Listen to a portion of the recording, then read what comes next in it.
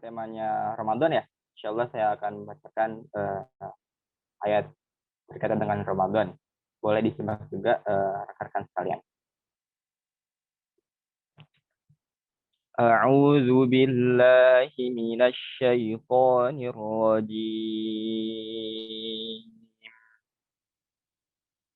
Bismillahirrahmanirrahim.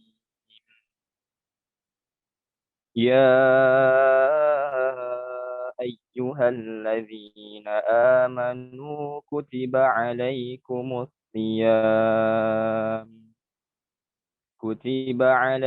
الصيام كما كتب على الذين من قبلكم لعلكم تتقون أياما معدودات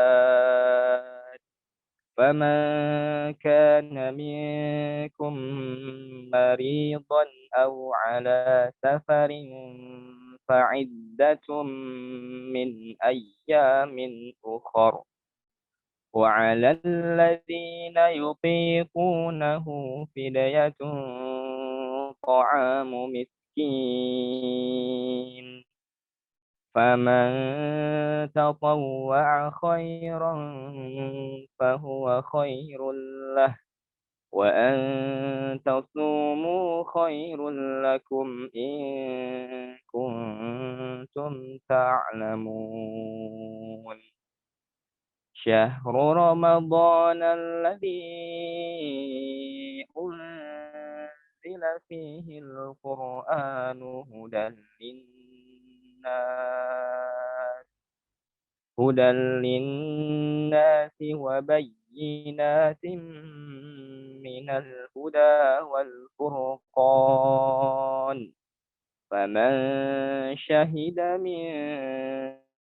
منكم الشهر فليصم ومن كان مريضا أو على سفر فعدة من أيام أخر يريد الله بكم اليسر ولا يريد بكم العسر ولتكملوا العدة ولتكبروا الله على ما هداكم ولعلكم تشكرون وإذا سألك عبادي عني فإني قريب أجيب دعوة الداع إذا دعاني فليستجيبوا لي وليؤمنوا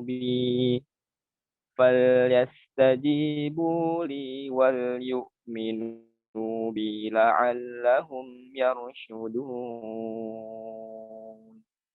صدق الله العظيم.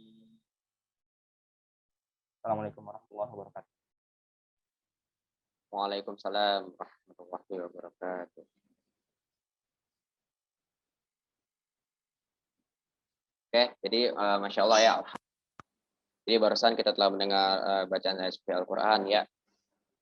Insya Allah kita semua di sini yang barusan mendengar gitu kan, ataupun yang barusan mungkin ikut murojaah ataupun ikut mentadaburi Al-Quran gitu, kita sama-sama dapat pahala, dinilai ibadah dan mendapatkan pahala dari sisi Allah Subhanahu wa taala. Amin. Amin ya rabbal alamin. Oke. Baik, mungkin ya setelah ini gitu kan ya, tanpa lama-lama lagi kita bisa langsung sama-sama nih mendengarkan gitu kan ya kajian ya dari Ustadz Akmal gitu. Nah, mungkin tapi sebelum ke situ gitu, izin di sini saya sharing mengenai nanti mau apa sih yang dibahas gitu, dan juga nanti CV-nya saya bacakan juga gitu kan. Nah, jadi insya Allah pada hari ini kita akan membahas 3 hal nih gitu kan ya. Ya singkatnya 2 lah gitu. Apa aja deh yang mau kita bahas? Yang pertama, sebenarnya kan Ramadan ya, insya Allah ya antara 13, 14 atau 12 antara 3 hari itu kan. Insya Allah tanggal 13 April kita memasuki bulan suci Ramadan. Nah, kira-kira di sini kita akan sama-sama mendengar nih kan, atau nih dari gurunda kita, apa sih keistimewaan dari Ramadan gitu. Ya, keistimewaan dari Ramadan gitu. Walaupun kita sama-sama udah mengetahuinya, kadang udah mendengar gitu sering banget, tapi kan kadang ada tahu tapi belum bisa kadang memahami lah esensi dan juga interpretasinya gitu. Jadi maksudnya ya apa sih dari ya Ramadan spesial, terus kenapa gitu kan. Nah, di sini insya Allah guru kita akan membahas gitu kan. Nah, yang kedua nih, sering banget gitu kan ya. Kadang tadi yang kita sudah tahu Ramadan spesialnya apa kan, tapi kadang kita tadi belum bisa memaknai gitu Ramadan gitu, hanya sebatas ritual gitu loh. Oke, di Ramadan kita 30 juz khatam gitu kan ya. Subuh di masjid terus nggak pernah lewat, tahajud nggak pernah lewat, witir selalu gitu kan ya. Malam terawih gitu kan ya. Masya Allah banyak banget ibadah-ibadah yang terkadang itu hanya jadikan ritual gitu. Setelah Ramadan ya sudah lewat aja gitu loh. Nah, itu kan makna ini Ramadan gitu, bukan hanya ritual. Jadi makna Ramadan tuh selain ritual apa? Nah, nanti insya Allah guru kita juga gitu ya akan menyampaikan gitu. Nah, yang ketiga nih yang paling penting gitu kan ya. Ramadan kurang lebih plus minus lah 2 minggu gitu kan ya. Kira-kira nih di waktu 2 minggu gitu loh, apa sih persiapan kita gitu? Bagaimana cara kita mempersiapkan menjelang Ramadan ini gitu loh. Apalagi Ramadan unik juga gitu loh. Yaitu apa? Di tengah pandemi. Tahun lalu kan kita di pandemi, tahun ini masih di pandemi gitu. Beda sama yang sebelum-sebelumnya gitu kan yang udah biasa aja gitu loh. Nah, bagaimana sekarang gitu loh? Bagaimana kita persiapan kita menjelang Ramadan di bulan Ramadan, insyaallah ya. Oke, alhamdulillah pada hari ini Ustadz atau pembicara kita sudah hadir ya, Ustadz Akmal Syafril. Ustadz, alhamdulillah Ustadz sudah ada ya. Jadi mungkin selagi menunggu Ustadz Akmal, izin saya membacakan CV Ustadz ya. Nah, Betul. siapa sih yang nggak kenal gitu Ustadz Akmal Syafril gitu? Siapa yang nggak kenal? Masya Allah kalau nggak kenal ya. Ya, jadi beliau ini penulis iya gitu loh, Masya Allah gitu. Udah penulis gitu kan ya, blogger iya, pemerhati isu-isu Islam iya gitu, sejarawan apalagi gitu kan ya. Hebat lagi beliau ini kepala sekolah ya, sekolah pemikiran Islam SPI gitu kan ya, Masya Allah gitu kan ya. Selain itu apalagi gitu kan, beliau juga pembina Halaqah Anak Minangkabau gitu, Hamka gitu. Giat ini baru sedikit loh ya dari kegiatan-kegiatan dari Ustadz kita gitu. Ya, keren banget gitu, apalagi yang lainnya gitu. Allah gitu kan ya. Prestasinya bagaimana nih? Wah, jangan ditanya nih ya Ustadz ya. Prestasinya gitu loh. Saya insecure nih kalau baca. Gitu loh ya. Apa aja ya, Ustadz Ahmad juga penerima beasiswa dalam program kaderisasi ulama gitu kan ya. Tahun 2007 gitu kan ya. Penulis sejumlah buku gitu loh. Ya, seperti Islam liberal atau juga ada nih buku yang gitu kan ya. Buaya Hamka antara kelurusan akidah dan pluralisme. Ini mantap sekali bukunya. Jadi teman-teman ya saran saya, harus dibaca deh buku ini. Asli kebuka ntar pikiran kita gitu kan. Ya, ada banyak lagi. Untuk pendidikan jangan ditanya gitu ya Ustadz ya. Masya Allah beliau ini Ustadz kita ini ya, S1-nya alhamdulillah di ITB gitu kan ya, teknik sipil, S2-nya di Pendidikan Islam UIK dan S3-nya sebagai ilmu sejarah di UI. Masya Allah sekali gitu kan ya. Kita di sini ya mungkin kita semua yang ada partisipasi hanya butiran debu gitu kan ya kalau dibanding Ustadz Akmal Syafril, Masya Allah. Oke, mungkin itu sedikit mengenai grafi ya dari pembicara kita pada hari ini. Mungkin selanjutnya akan saya langsung serahkan ya kepada Ustadz Akmal Syafril ya, kepada Ustadz. Saya persilakan Ustadz, tafadhol. Ya. A'udzubillahi minasyaitonirrajim. Bismillahirrahmanirrahim. Assalamualaikum warahmatullahi wabarakatuh. Waalaikumsalam warahmatullahi wabarakatuh.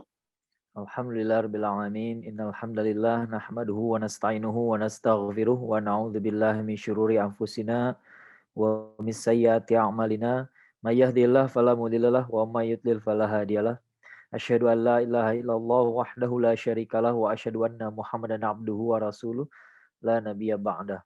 Allahumma shalli wa sallim wa barik ala Muhammad wa ala alihi wa sahbihi wa man tabi'ahum bil ihsan ila yaumiddin. Amma ba'd. Alhamdulillah segala puji dan syukur kita aturkan kehadirat Allah Subhanahu wa taala atas nikmat yang paling utama, nikmat iman dan Islam, nikmat ukhuwah, nikmat kesehatan dan kesempatan untuk berkumpul dalam kajian kita pada pagi hari ini, pagi menjelang siang, membahas Ramadan New Perspektif ya judulnya ya. Jadi artinya kita pengen punya perspektif baru terhadap Ramadan ya. Kalau tadi di story Instagram saya kasih sedikit teaser gitu ya. Banyak orang mengeluh sekarang ini Ramadan kurang semarak ya karena lagi ada pandemi gitu ya. Tapi saya mengajukan pertanyaan agak kritis. Emangnya yang semarak ini benar? Jangan-jangan selama ini kita salah loh. Ya karena Ramadan nggak pernah ada yang bilang Ramadan itu bulan pesta. Nggak pernah dibilang Ramadan itu bulan makan-makan gitu ya. Udah jelas berpuasa, bermakan-makan gimana? Ini kan salah kaprah ya. Jangan-jangan ini cara Allah ngasih tahu kita gini loh, cara saum yang benar tuh begini gitu ya. Ramadan yang benar tuh begini, bukan begono gitu ya. Sekarang Ramadan nggak ada cucuraknya Ustaz, nggak ada bukbernya. Sejak kapan itu masuk dalam agenda Ramadan? Ya, kalau sekarang kajian-kajian kita terpaksa virtual Ustaz gitu ya. Sebenarnya ini tepat nih ya, sebenarnya tepat kita membahas kajian-kajian itu harusnya ramenya bulan Sya'ban. Ya, kalau kalau kita mau apa mengikuti para sahabat ya atau para ulama di masa tabi'in gitu ya. Kayak misalnya Imam Malik itu justru mengurangi majelis-majelis beliau di bulan Ramadan. Ya, kenapa? Ya karena walaupun beliau ulama, walaupun berdakwah ini pahalanya besar juga gitu ya. Tapi para ulama juga berhak untuk ngecas dirinya di bulan Ramadan. Yang ngecas dengan ibadah-ibadahnya juga ya. Sebenarnya kita Ramadan harusnya fokus sama ibadah loh. Ya bukan dengan bukber, cucurak gitu ya. Kalau udah kayak saya repot bukbernya loh gitu ya. Kenapa? Ada bukber alumni SD, alumni SMP, alumni SMA, alumni kuliah S1, kuliah S2, kuliah S3, sementara weekendnya cuma sedikit gitu ya. Jadi habis itu bisa-bisa gitu ya.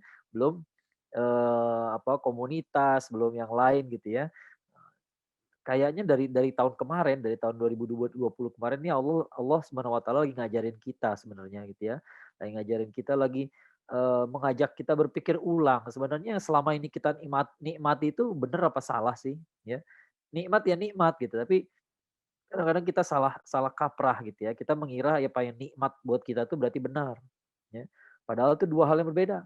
Ya, nikmat sama benar itu beda gitu ya.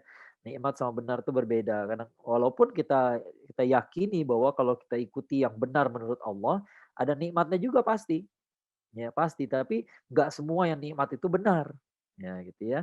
Nah, barang saya rasa kita sekarang ini lagi diajak berpikir ulang sebenarnya. Ya, sebenarnya dulu-dulu yang kita nikmati itu benar apa salah sih gitu ya.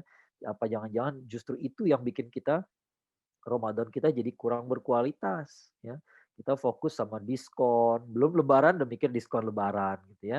Ya akhirnya padahal biasanya diskon lebaran tuh hari-hari terakhir lagi ya, hari-hari terakhir sebelum sebelum lebarannya gitu ya. Padahal hari-hari terakhir itu kita tahu sendiri Rasulullah SAW hari-hari terakhir ngapain di bulan Ramadan? Nggak keluar dari masjid gitu ya, keluar kecuali kalau ada keperluan saja ya, ke toilet gitu ya, ada masalah, ada mesti ambil mandi gitu ya, ganti baju ya, dia keluar dari masjid. Tapi kalau enggak ya enggak gitu ya, seharusnya tidak gitu ya. Ya kita harus berpikir ulang sebenarnya nih apa sih yang Allah sekarang sedang ajarkan kepada kita gitu ya. Kalau kita memulai segalanya dengan keluhan ya, maka kita nggak melihat hikmahnya lagi ya. Keluhan itu kan tandanya kita udah habis stok prasangka baik kita sama Allah Subhanahu wa taala sebenarnya, ya. Kenapa kita mengeluh? Karena kita merasa nggak ada kebaikan lagi gitu, ya.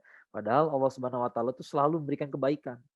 Ya, dalam segala hal ada kebaikan, ya. Ada musibah emang nggak ada kebaikannya. Ya, musibah itu banyak kebaikannya, di antaranya adalah paling utama adalah menghapuskan dosa-dosa kita kalau kita sabar. Sekarang bayangkan umat manusia tuh dikasih pandemi udah setahun loh. Udah setahun ya. Jadi kalau artinya ini musibah udah setahun gitu ya. Jadi kalau kita nih belum banyak dosa kita diampuni, benar-benar kita nih buang-buang waktu setahun kemarin gitu ya. Rugi banget kita ya. Dan rugi bener udah dikasih pandemi, nggak bisa kemana-mana, kagak diampunin lagi dosanya gitu ya. Kemana wae gitu ya. Nanti begitu kita ketemu malaikat digamparin dulu kita ya. Kamu ngapain aja sih gitu ya. Tahun 2020, 2021 itu harusnya kamu udah jadi manusia suci sekarang gitu ya. Ya tapi kok enggak gitu ya. Nah, jadi ini emang pelajaran benar buat kita gitu ya. Barangkali we learn the hard way gitu ya. Kita lagi belajar dengan cara yang menyakitkan, cara yang keras gitu ya. Tapi nevertheless we learn anyway gitu ya. Bagaimanapun kita belajar kan. Ya. Nah, sebenarnya Allah Subhanahu wa taala lagi ngajarin sesuatu, cuman kita nggak terima cara Allah gitu. Kita nggak terima, kita nggak belum apa-apa kita udah mengatakan nggak ada yang bisa saya pelajari dari sini, ini percuma, ini bikin saya menderita saja. Akhirnya nggak menemukan apa sih gitu ya. Masalahnya kan kita nggak berbincang langsung dengan Allah Subhanahu wa taala. Itu kan masalahnya ya. Kita kan nggak bisa ngomong langsung ya. Memang itulah ya ujiannya juga barangkali ya. Kita nggak bisa ngomong langsung. Kalau Nabi Musa alaihissalam bisa ngomong langsung. Kalau para nabi bisa nanya gitu ya ke malaikat, nanti malaikat ngasih tahu barangkali gitu ya. Kalau kita kan enggak ya. Oleh karena itu kita ini harus memulainya dengan berprasangka baik dulu dengan Allah. Ya, kalau nggak berprasangka baik, kalau kita nggak meyakini bahwa ada sesuatu yang baik, benar-benar nggak dapat apa-apa kita. Ya, rugi, benar-benar rugi. Udah rugi kena pandemi, rugi nggak bisa kemana-mana gitu ya. Udah gitu nggak dapat hikmah lagi. Nah, udah berkali-kali lipat itu ruginya. Ya. Padahal orang kalau dia ridho sama keputusan Allah, dia bisa dapat hikmahnya dan dia bisa keluar dari ujian ini dalam keadaan jadi lebih baik. Ya, jadi lebih hebat lagi gitu ya. Di mana-mana ujian tuh begitu. Orang kalau lulus itu lulus dari sebuah ujian besar tuh auranya beda gitu ya. Auranya berubah gitu ya. Yang tadinya masih siswa, begitu lulus ujian jadi mahasiswa gitu ya. Udah beda gitu ya. Keluar dari ruang sidang ya, tadi dia masuk masih dalam keadaan mahasiswa, mahasiswa abadi gitu ya. Ya begitu keluar ternyata tidak abadi gitu ya. Alhamdulillah ternyata kemahasiswaan itu berakhir juga gitu. Udah jadi sarjana tiba-tiba keluar gitu ya. Walaupun ijazahnya belum jadi, wisudanya belum mulai, tapi kalau udah keluar sidang itu kan udah beres gitu ya. Udah selesai gitu. Ya tinggal perbaikan dikit keluar deh ijazah gitu ya. Wisuda nggak datang juga lulus-lulus aja gitu ya. Beres nih. Sekarang nggak ada yang datang wisuda ya. Ada virtual semua gitu kan. Tapi lulus semua kan, lulus-lulus aja kan. Jadi yang penting itu sidangnya gitu. Nah kalau kita nggak ridho sama sidangnya, kita nggak ridho sama ujiannya gitu ya, ya gimana mau lulus gitu ya. Nah, kita kan sekarang berhadapan dengan Allah Subhanahu Wa Taala yang kadang-kadang kita menghakimi Allah karena satu dua hal yang tidak kita suka. Padahal banyak hal yang kita suka kita nikmati seharian gitu. Ya, saya pernah ngobrol sama orang gitu yang sambil di rumahnya sambil ngeluh ya, dia ngeluh kita lagi makan di teras rumahnya sambil makan minum kopi, makan pisang goreng, dia ngeluh terus gitu ya. Saya bilang ente ngeluh terus tapi itu pisang goreng enak kan? Itu kopi enak ya gitu ya, enak bener ya, enak bener rumah masih punya teras gitu ya. Nah ya begitulah manusia gitu ya, dia nggak sadar apa yang dia keluhkan ya. Sebenarnya ketika dia mengeluh pada Allah ya. Padahal Allah sudah memberikan berbagai macam hal yang dia nikmati selama ini ya. Tapi karena ada satu dua hal yang tidak dia nikmati, ya, tiba-tiba dia mengeluh ya. Nah inilah hitung-hitungan manusia itu memang begitu, nggak adil ya, nggak adil. Itu makanya Ali bin Abi Thalib radhiyallahu pernah mengatakan, saya tuh bisa tenang ya, saya tuh bisa tenang karena saya tahu perhitungan amal saya itu dihitung sama Allah Subhanahu wa taala ya. Saya nggak akan tenang kalau yang hitung amal saya itu bapak saya sendiri ya. Kenapa? Walaupun bapak saya namanya manusia pasti nggak adil ya, tapi Allah Maha adil ya. Maka kita bisa tenang, bisa napas kita nih ya. Bisa bisa lega dikit gitu ya. Adil Maha adil itu lebih lagi daripada adil dan kita tahu Allah tuh nggak sekedar memberikan balasan setimpal ya. Kalau ketika misalnya di surat An-Naba tuh ya, kalau bicara apa hukuman yang diterima oleh penduduk neraka jahanam apa? Jazaa'an wifaqa ya, itulah balasan sesuai perbuatan mereka setimpal ya. Tapi ketika bicara ganjaran di surga, jazaa'an mir rabbika 'ata'an hisaba ya. Itulah balasan buat mereka karena ketaatan mereka disertai tambahan. Nah, ditambah-tambahin sama Allah. Kalau kalau yang baik-baik itu tambah-tambahin, pahala ditambah-tambahin ya. Kalau dosa ya seadanya aja. Ya. Nah, saya ingin memulai itu agak panjang lebar karena kita memulai itu dari husnuzon dulu. Ya, harus husnuzon. Kalau kita husnuzon yang nggak ada sama Allah, baterai kita cepat habis nih. Ya, baterai kita akan cepat habis. Ini terus terang pandemi ini cukup frustrating ya, cukup cukup bikin frustasi kalau kita nggak punya prasangka baik sama Allah gitu ya. Tapi sebenarnya pasti ada hikmah di belakang itu ya. Karena kita tahu manusia yang bijaksana pun nggak akan menyia-nyiakan waktunya gitu ya. Itu manusia paling bijaksana. Sementara Allah Subhanahu wa taala Maha bijaksana. Allah nggak bakal melakukan hal yang sia-sia. Ya, itu bukan sifat Allah ya. Sekarang kita bicara soal Ramadan ya. Kita bicara bagaimana kita menyikapi Ramadan kita. Ini kan judulnya kan Ramadan New Perspective ya. Kita harus punya perspektif baru terhadap Ramadan ini ya. Kayak gimana sih perspektif kita terhadap Ramadan. Ini foto Masjid Hasan Tsani ya. Hasan Tsani itu Raja Hasan kedua ya di Maroko ya. Casablanca. Biar tahu aja.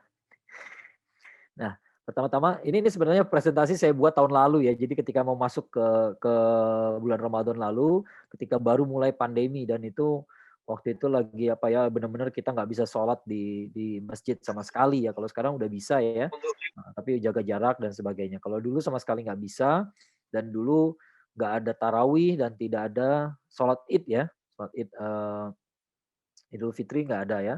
Nah, jadi itu konteksnya. Jadi nanti kalau teman-teman lihat bahasan tentang bagaimana kita nggak bisa sholat ke masjid, ya karena emang presentasinya dari tahun lalu gitu ya. Tapi isinya insya Allah masih berlaku sekarang karena pandeminya masih berlaku kan. Ya. Nah, tahun ini kita menghadapi kondisi yang tidak ideal karena menyambut Ramadan dalam suasana pandemi COVID-19 masih valid ya. Sekarang juga masih ya. Dalam sejarah peradaban Islam telah muncul sejumlah pemikiran sesat akibat kesalahan dalam memahami takdir. Ya, ada Qadariyah, ada Jabriyah, itu yang paling ekstrim ya. Qadariyah dan Jabriyah, kalau nggak salah Jabriyah dulu baru Qadariyah muncul ya. Selisih puluhan tahun, hampir 1 abad ya. Nah, kalau kelompok Qadariyah itu menganggap takdir manusia itu ditentukan oleh dirinya sendiri. Jadi kita sendiri yang menyusun takdir kita sendiri ya. Kita tahu kan itu nggak benar, ya kita tahu itu tidak benar ya. Mengujinya gampang saja ya, bikin bikin aja rencana kerja kita besok hari, keesokan hari gitu ya. Esok hari kita tentukan jam sekian kita ngapain, jam sekian kita ngapain setiap jam. Ya, berarti ada 24 minimal 24 item ya. 24 jam itu kita ngapain aja gitu ya. Nah, kita lihat berapa yang terlaksana. Nah, gitu ya. Kalau nggak terlaksana, nah itu bukti bahwa takdir kita tidak kita urus sendiri. Ya, kenapa? Kalau secara bahasa matematikanya sih banyak variabel di luar sana selain kita. Ya, banyak variabel ya. Eh, ada orang apakah orang tuh jadi pinter apa ya? Jadi sekolahnya tinggi karena dia pinter, ya. Sebenarnya di luar sana banyak orang lebih pinter daripada kita, tapi kondisinya berbeda, ya. Tapi kondisinya berbeda. Ternyata dia punya keluarga, punya adik-adik yang kecil-kecil, ya keluarganya miskin, kemudian dia yatim, maka kakaknya yang cerdas ini nggak bisa nerusin kuliah, terpaksa dia harus bekerja. Ya, kenapa? Karena ayahnya sudah wafat gitu ya. Adik-adiknya butuh makan, maka begitu kakak yang paling tua nih lulus sekolah, dia harus langsung cari uang, nggak bisa belajar lagi gitu ya, nggak ada waktu untuk kuliah gitu ya. Jadi jangan berpikir bahwa Anda ini bisa kuliah karena Anda pintar. Banyak orang lebih pintar, tapi situasinya nggak sama gitu ya, tidak sama. Ada orang yang ada misalnya seorang perempuan yang sukses ya, yang pinter ya, yang sekolahnya tinggi, dia bisa berbisnis sambil sambil ngurusin keluarga. Qadarullah ternyata punya anak yang berkebutuhan khusus. Ternyata dia harus fokus ngurusin anaknya itu ya, maka akhirnya karirnya ditinggalkan. Ya, maka jangan kita katakan oh dia nih apa nggak berkarir karena kurang pinter gitu ya, nggak juga. Ya, ada situasi yang menyebabkan dia nggak bisa berkarir lagi gitu ya. Sebenarnya dia bisa, tapi ya ada sesuatu yang mencegah dia gitu ya. Dan itu adalah bukan suatu hal yang perlu disesali gitu ya. Nggak apa. Memang setiap orang punya ujian yang berbeda-beda. Ya, yang jelas kita di situ menyadari bahwa takdir kita tuh bukan kita sendiri yang menulis loh. Ya, takdir kita tuh bukan kita sendiri yang merencanakan gitu ya. Saya mau merencanakan kayak begini begini begini gitu ya. Saya rasa saya dulu nggak pernah kepikiran bisa S3 ilmu sejarah gitu ya, di mana ceritanya gitu ya. Nah, ketika saya lulus S1 saya nggak pernah memikirkan bakal S2 jurusan pemikiran Islam. Ya nggak kepikiran ya. Walaupun ketertarikan dalam hal itu dari waktu S1 juga udah ada. Gitu ya. Tapi nggak pernah kepikiran karena waktu saya kuliah S2 itu ada program kaderisasi ulama dari Basnas ya, dan program itu pun baru muncul ya setelah saya lulus S1 gitu ya. Jadi maka waktu kelas S1 saya nggak kepikiran sama sekali bakal melanjutkan ke situ gitu ya. Banyak hal yang tidak kita pikirkan ya. Coba kalau kita lihat ke belakang ya, lihat kondisi hidup kita sekarang aktivitas kita ini gitu ya. Keahlian kita sekarang ini. 10 tahun yang lalu kepikiran nggak bisa kayak begitu? Ya, kayaknya banyak yang akan di luar rencana kita gitu ya. Jadi Qadariyah ini jelas salah. Di sisi lain ada ya kelompok Jabriyah yang menganggap bahwa manusia tuh bersikap pasif saja terhadap takdir yang Allah timpakan kepada dia.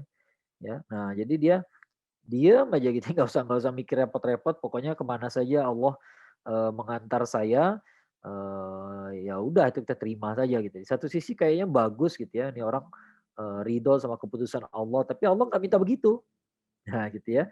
Nah, kalau kita lihat Nabi kita sendiri berikhtiar kan, Nabi kita sendiri berikhtiar. Nabi kita hijrahnya dari Mekah ke Madinah.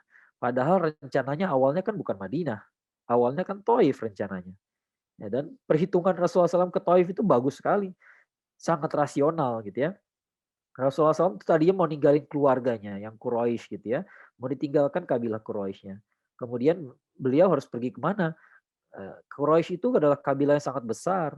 Kalau ditinggalkan, maka mereka akan tersinggung, akan perang. Ya.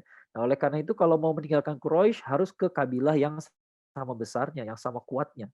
Dan itu ada di Taif, namanya Bani Thaqif. Ya, Bani Thaqif itu kabilah yang besar. Ya. Kemudian Mekah itu nggak punya sumber daya. Kalau mau membangun pergerakan, bagusnya mau di Taif. Ya. Taif itu subur, ya. Taif itu daerah perbukitan, nggak sama kayak Mekah yang lembah tandus gitu ya. Kalau Taif itu subur, perbukitan yang subur, ada sayur-sayuran, ada buah-buahan di sana. Ya.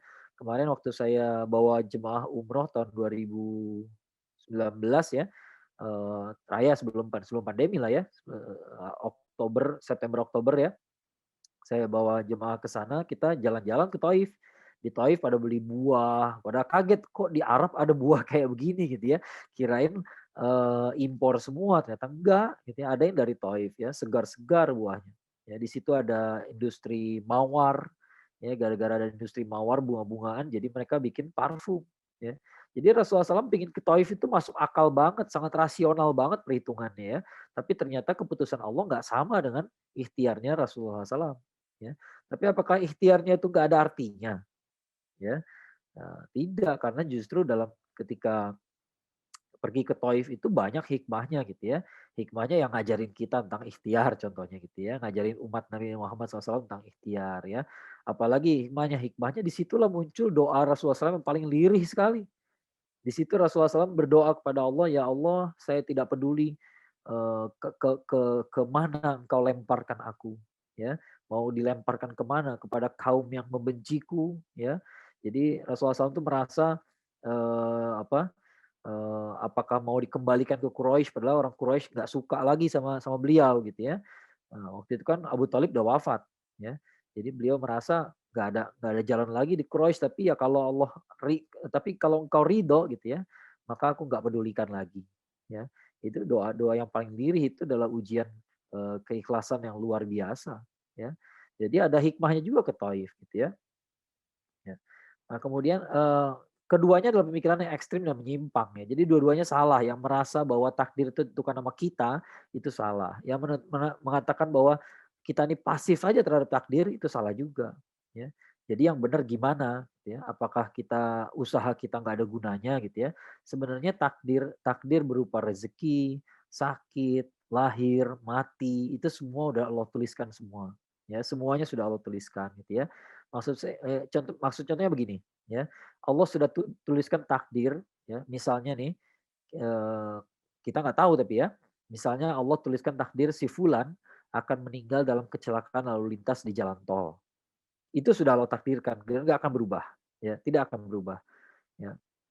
Walaupun ada juga Rasulullah SAW mengatakan ada yang bisa mengubah takdir lah doa ya. Doa ya minta langsung pada Allah gitu ya. Kalau nggak diubah sama Allah ya nggak bisa berubah ya. Kita tetap akan mati di kecelakaan lalu lintas di jalan tol, udah gitu aja ya. Nah, gimana caranya? Oh, kalau gitu, kalaupun kita tahu gitu ya, kalau anggaplah kita tahu, lalu kemudian kita berhati-hati dalam nyetir ya, kita nggak pernah berbuat yang macam-macam, bakal mati juga nggak? Mati juga ya, mati juga. Kenapa? Kan belum tentu kita kecelakaan itu karena kita yang salah. Ya, bisa jadi ada orang lain nyetir dalam keadaan mabuk, kita yang meninggal. Ya, bisa-bisa aja. Ya. Dia yang mabuk, dia nabrak kita jatuh, kita meninggal, dianya enggak. Bisa aja kayak begitu loh. Ya, nggak perlu ditabrak lah di jalan tol tuh, kalau dikagetin saja ya, kita kaget, kita banting setir, bisa loncat kita mobil kita dalam kecepatan tinggi gitu ya. Ya bisa-bisa aja kita mengalami musibah seperti itu gitu ya. Nah, ternyata walaupun kita udah patuhi semua aturan, kita bisa tetap mengalami musibah juga. Lalu apa gunanya kita patuhi aturan? Ya, gunanya adalah paling tidak ketika terjadi musibah itu biang keroknya bukan kita. Ya, gitu cara berpikirnya gitu ya. Dalam kitab Al-Hikam itu Ibnu Athaillah itu punya pendapat, punya kalimat-kalimat yang menarik ya. Beliau menjelaskan kurang lebihnya begini, kata-katanya nggak kayak begini ya, kata-katanya nggak persis ya, tapi kurang lebihnya begini. Sebenarnya kita tuh rezekinya udah Allah pastikan, ya. Jadi apapun yang terjadi, kita tuh nggak akan mati sebelum terima semua rezeki kita, ya. Rezeki kita misalnya sepanjang hidup, ya, si fulan akan memegang duit totalnya sekitar 1 triliun misalnya gitu ya. Maka Anda bekerja jujur ataupun korupsi ataupun merampok dapatnya 1 triliun juga. Nah, oleh karena itu rugi sekali kalau Anda dapatkan dengan cara yang haram, ya. Nah, jadi rezeki kita pasti segitu, ya. Maka jangan diambil dengan cara yang haram. Karena dengan cara yang halal pun dapatnya segitu juga gitu ya. Nah, kita kadang-kadang merasa seolah-olah kayak kadang-kadang kan ada ini ya, ada seloroh yang mengatakan apa? eh, Ya harta yang haram aja susah dapatnya, apalagi yang halal. Nah gitu ya, nggak benar. Sebenarnya haram atau halal dapatnya segitu-gitu juga. Ya, oleh karena itu bodoh kalau kita ngambil cara yang dengan cara yang haram. Ya, itu cara kita memahami takdir ya. Takdir itu nggak bisa berubah. Tetap aja kita meninggal juga nanti, tetap aja kita sakit juga pada jadwal yang Allah tentukan gitu ya. Tapi pertanyaannya ketika sakit itu kita sakit dalam keadaan kita sudah berusaha supaya tidak sakit apa enggak? Ya. Kita sakit tapi sebelumnya kita sudah ikhtiar menjaga kesehatan apa enggak gitu ya. Nah, kalau kita udah punya ikhtiar yang bagus gitu ya, Allah catat itu ya, dicatat. Kemudian sakit juga. Nah, sakit itu jadi musibah penghapus dosa kita ya. Tapi kalau kita sendiri yang pakai narkoba, kita sendiri yang masukin narkoba ke badan kita, lalu kita overdosis, kita sakit juga, kayak kita meninggal juga, yaitu kita sendiri biang keroknya ya.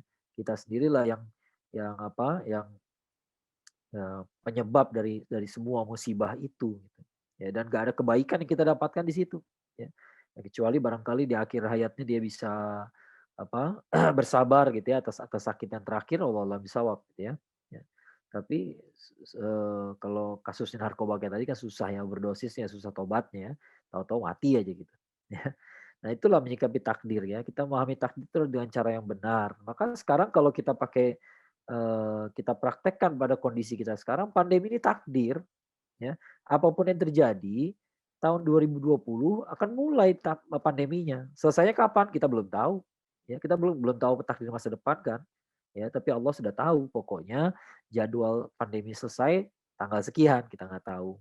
Ya, selama takdirnya belum masuk jadwal selesai, ya belum akan selesai. Ya. Nah, oleh karena itu kita nggak ada yang bisa kita lakukan untuk mengubah itu.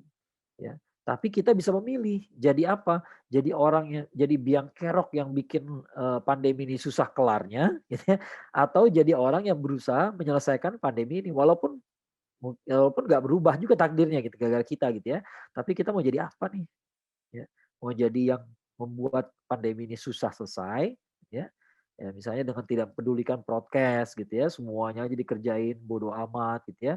Kita bawa virusnya kemana-mana gitu ya, atau mau bersikap rasional dan mencegah penyebaran virus ini, ya itu pilihan kita ya. Either way jadwal pandemi sudah ada, jadwal dimulai maupun selesainya ya. Kelapangan, kesempitan, kesenangan, musibah, kekayaan, kemiskinan semuanya itu takdir. Jika dapat takdir yang lapang, tugas kita tuh bersyukur. Sedangkan jika dapat takdir yang berat, tugas kita adalah bersabar. Ya, kadang-kadang orang lupa masalah kayak begini. Dia berpikir gimana ngubah takdir, bukan. Ya, masalahnya ketika sesuatu terjadi, PR kita adalah bersabar sama bersyukur. Ya, sekarang ada orang yang mengatakan gue ragu-ragu nih COVID-19 ada apa enggak, soalnya di RT gue nggak ada gitu ya. Lah kalau di RT lo nggak ada, lo harusnya bersyukur, bukan sombong kayak begitu ya. Nah, bukan sombong kayak gitu. Emang dunia ini cuman segede RT ente, enggak juga kan. Di luar RT Anda banyak yang kena COVID gitu ya. Jadi jangan kayak begitu, jangan malah petantang-petenteng, oh gue nggak pernah pakai masker, nggak kena. Nah ya, harusnya Anda bersyukur. Walaupun takdir Anda akhirnya nggak kena juga, ya pada akhirnya nggak kena juga gitu. Padahal tiap hari dia ke pasar rame-rame, dia nggak pakai masker, nggak kena juga dia gitu ya. Tapi Allah sudah catat, Anda tidak bersyukur, Anda tidak berusaha, ya. Jadi yang dilihat bukan hasilnya, ya. Yang dilihat adalah ikhtiar kita tuh ngapain, ya. Bisa jadi dia tanpa dia patuhi prokes pun dia nggak sakit-sakit juga, ya. Sebenarnya sakit sama kena virus tuh dua hal yang berbeda ya. Kalau sakit itu yang disebut gejala kan. ya. Jadi bisa jadi virusnya ada di dia, cuman kebetulan kekebalan tubuhnya bagus gitu ya. Makanya dia nggak sakit apa-apa gitu ya. Tapi diam-diam dia bawa virusnya kemana-mana dan orang lain kena gitu. Ya. Nah, kita bisa menyikapi takdir dengan baik dan menemukan hikmah jika kita berprasangka baik pada Allah Subhanahu wa taala. Kalau belum apa-apa kita udah bilang ini musibah nggak ada gunanya, ini bikin kita susah doang gitu ya. Apa pandemi ini nyusahin doang gitu ya. Ya akhirnya dapatnya segitu aja. Ya, padahal kita bisa dapetin sesuatu yang lebih mahal, lebih lebih mendalam gitu ya kalau kita menerima semua ini dengan ridho ya. Sekarang udah masuk Ramadan masih belum ridho juga gitu ya. Sayang gitu ya. Besok udah Ramadan gitu ya. Masa kita nggak mau melatih diri kita untuk ridho sama Allah Subhanahu wa taala ya. Padahal doanya kita baca terus ya. Raditu billahi robba wa bil islami dina wa bi Muhammadin nabiyya wa rasula. Wah, cakep banget gitu ya. Katanya ridho ya. Fa inna ma'al usri yusra, inna ma'al usri yusra. Itu kan di surat Al-Insyirah ya. Itu kalimat yang luar biasa sekali. Kalau ada kesulitan, pasti ada kemudahan. Ya, jadi bahkan ini sesudah kesulitan itu ada kemudahan. Kadang-kadang terjemahannya bukan sesudah ya, tapi bersama ya. Bersama kesulitan ada kemudahan. Ya, bersama ada kemudahan. Pokoknya ada kesulitan, ada kemudahan juga. Ya. Pasti akan ketemu gitu ya. Kalau kita mau mencari. Ya. Nah, kesulitannya apa, kemudahannya apa. Sekarang kesulitannya udah jelas. Kesulitannya adalah pandemi. Ya, kita nggak bebas bergerak, kita nggak bebas berkumpul, kita nggak bebas begini begitu, nggak bebas mengadakan kajian gitu ya. Banyak aturan segala macam, tapi ada kemudahan. Ya, kemudahannya apa? Ya kita cari. Ya. Nah ini hikmah di balik pandemi. Kemungkinan kita akan masuki Ramadan tahun ini dan menyelesaikannya juga masih dalam suasana pandemi. Ya, dalam suasana pandemi kemungkinan kita nggak bisa beribadah di masjid. Nah ini kan tahun-tahun lalu ya, sama sekali nggak bisa di masjid. Mulai dari sholat 5 waktu, tarawih, mengikuti kajian-kajian hingga sholat id. Ya. Nah, kalau sekarang sholat 5 waktu udah bisa di masjid. Ya, tarawih mungkin bisa. Ya, tapi kalau saya pribadi masih berpikir ulang kalau mau tarawih ya. Saya sendiri masih menolak nih kajian tarawih ya. Kenapa? Karena tarawih itu lama. Ya, tarawih itu lama ya. Eh, Kan ada faktor waktu juga dari penyebaran virus ini ya. Kadang-kadang virus itu ada di sekitar kita, tapi karena kita cuma sebentar di tempat itu, kita nggak kena. Ya. Nah, bayangkan kalau kita kumpulnya lama, kalau sholat 5 waktu kan nggak lama gitu ya. Tapi kalau tarawih itu lama. Ya. Bolehlah dipikirkan ulang. Lagi pula ini ibadah sunnah ya, nggak berat buat kita tuh untuk meninggalkan tarawih di masjid sebenarnya. Ya. Mengikuti kajian nih, ini kayaknya masih susah gitu ya, sampai sholat id. Sholat id kita belum lihat ya, kalau sholat id biasanya di ruang terbuka ya, dan terbuka dan ya lebih lebih lebih aman sih terus terang gitu ya, karena pagi-pagi pas lagi ada matahari gitu ya, lebih aman kalau menurut saya daripada tarawih gitu ya. Ya, wallahu alam gitu ya. Nah, kita tidak mensyukuri terjadinya pandemi, namun kita meyakini pasti ada kemudahan di balik segala kesulitan ini. Sebagaimana firman Allah Subhanahu wa taala dalam surat Al-Insyirah tadi ya. Nah, ini hikmah pertama. Hikmah pertamanya adalah kembali ke rumah. Ya, nggak bisa ke masjid bukan berarti nggak bisa sholat berjamaah. Hanya saja sholat berjamaahnya sekarang di rumah. Ya, ini yang saya tulis tahun lalu gitu ya. Kita ini kalau nggak sholat di masjid ya, pertama sholat di masjid itu sunnah muakkadah. Sebenarnya bukan wajib. Ya, sebenarnya bukan wajib. Saya nggak mengatakan untuk meringankannya ya, tapi jangan salah kaprah ketika Rasulullah SAW mengatakan kalau saya lihat ada orang nggak sholat berjamaah, rasanya pingin saya kumpulkan kayu bakar, saya bakar rumahnya gitu ya. Tapi pernyataan itu toh tidak pernah dilakukan. Tandanya apa? Tandanya itu hanya gambaran betapa Rasulullah SAW nggak suka ya orang nggak berjamaah gitu ya. Nah, dalam hal ini laki-laki gitu ya, tidak sholat berjamaah, gitu ya. Nggak suka, tapi nggak dilakukan. Ya, tandanya apa? Makanya para ulama mengatakan pada akhirnya hukumnya itu sunnah muakkadah, gitu ya, bukan wajib. Ya, kalau wajib ya berarti dosa nggak dikerjain, gitu ya. Pertama dia sunnah muakkadah ya. Kedua kalau lagi hujan deras saja dalam dalam syariat itu sebenarnya azan itu bisa ditambahkan ya dengan kalimat apa kalimatnya ya, sholatlah di rumah kalian gitu ya, rumah kalian sendiri. Itu hujan deras gitu, bayangin itu ya. Itu hujan deras. Hujan deras aja kita boleh loh, nggak perlu memaksakan diri ke masjid ya. Nah sekarang ada pandemi virus mematikan ya. Saya rasa udah cukup alasan ya untuk kita di rumah ya. Tapi kita lihat kondisi besok seperti apa ya. Barangkali kalau sekarang kan sholat berjamaah 5 waktu di masjid udah normal ya. Mudah-mudahan bisa, walau dibilang normal juga enggak ya, karena masih berjarak, masih broadcast dan segala macam lah gitu ya. Kalau bisa dikerjakan, dikerjakan. Tapi kalau lagi lingkungan kita udah, apa namanya, udah siaga merah, siaga satu gitu ya, udah, eee, apa, udah levelnya berbahaya, ya nggak usah dipaksakan ya, nggak usah dipaksakan. Nah, sebenarnya itu ada kesempatan gitu ya, kesempatan apa? Kesempatan bagi para ayah dan anak lelaki untuk belajar jadi imam, ya. Selama ini kita menyerahkan aja masalah imam itu kepada imam masjid. Ya, sekarang saatnya, para ayah membuktikan gitu ya, saya juga bisa jadi imam gitu ya, saya juga bisa sholat, jangan sampai anaknya fasih ya, belajar tahsin, ayahnya baca nggak bisa gitu ya, anaknya hafal berjus-jus, bapaknya enggak gitu ya. Nah, sekarang waktunya membuktikan ya. Seperti saya bilang tadi, kalau sholat berjamaah 5 waktu barangkali kita udah kembali ke masjid, tapi tarawih ya masih pikir-pikir dulu gitu ya. Nah, tarawih kan bisa berjamaah di rumah gitu ya. Tapi itu ujian berat loh buat para para ayah yang nggak biasa gitu ya. Karena tarawih itu 8 rakaat plus 3 biasanya kan orang ya. 8 rakaat plus 3. Kalau yang biasa 20 plus 3 ya lebih seru lagi tuh. Ya. Kira-kira mau baca apa tuh ya? Kalau hafalnya kul-kulan lagi ya berat gitu ya. Ya. Al-Ikhlas lagi, Al-Falaq lagi, An-Nas lagi. Ganti-ganti sekali-sekali Al-Kafirun gitu ya. Ya, kul-kul juga gitu ya. Jadi sebenarnya nih ada hikmah kita nih kembali ke rumah ya, kembali ke rumah ganti-gantian mungkin ayahnya, sekali-sekali anak laki-lakinya kalau udah agak besar kenapa enggak disuruh jadi imam gitu ya. Ya ini saatnya kita belajar hal-hal seperti ini, hal-hal sebenarnya dari dulu udah harusnya kita kerjakan gitu ya. Harusnya dari dulu kita kerjakan gitu ya. Harusnya seorang ayah tuh udah bisa jadi imam semua. Jadi kalau imam masjid nggak masuk, nggak saling dorong-dorong lagi aja siapa yang mau jadi imam gitu ya.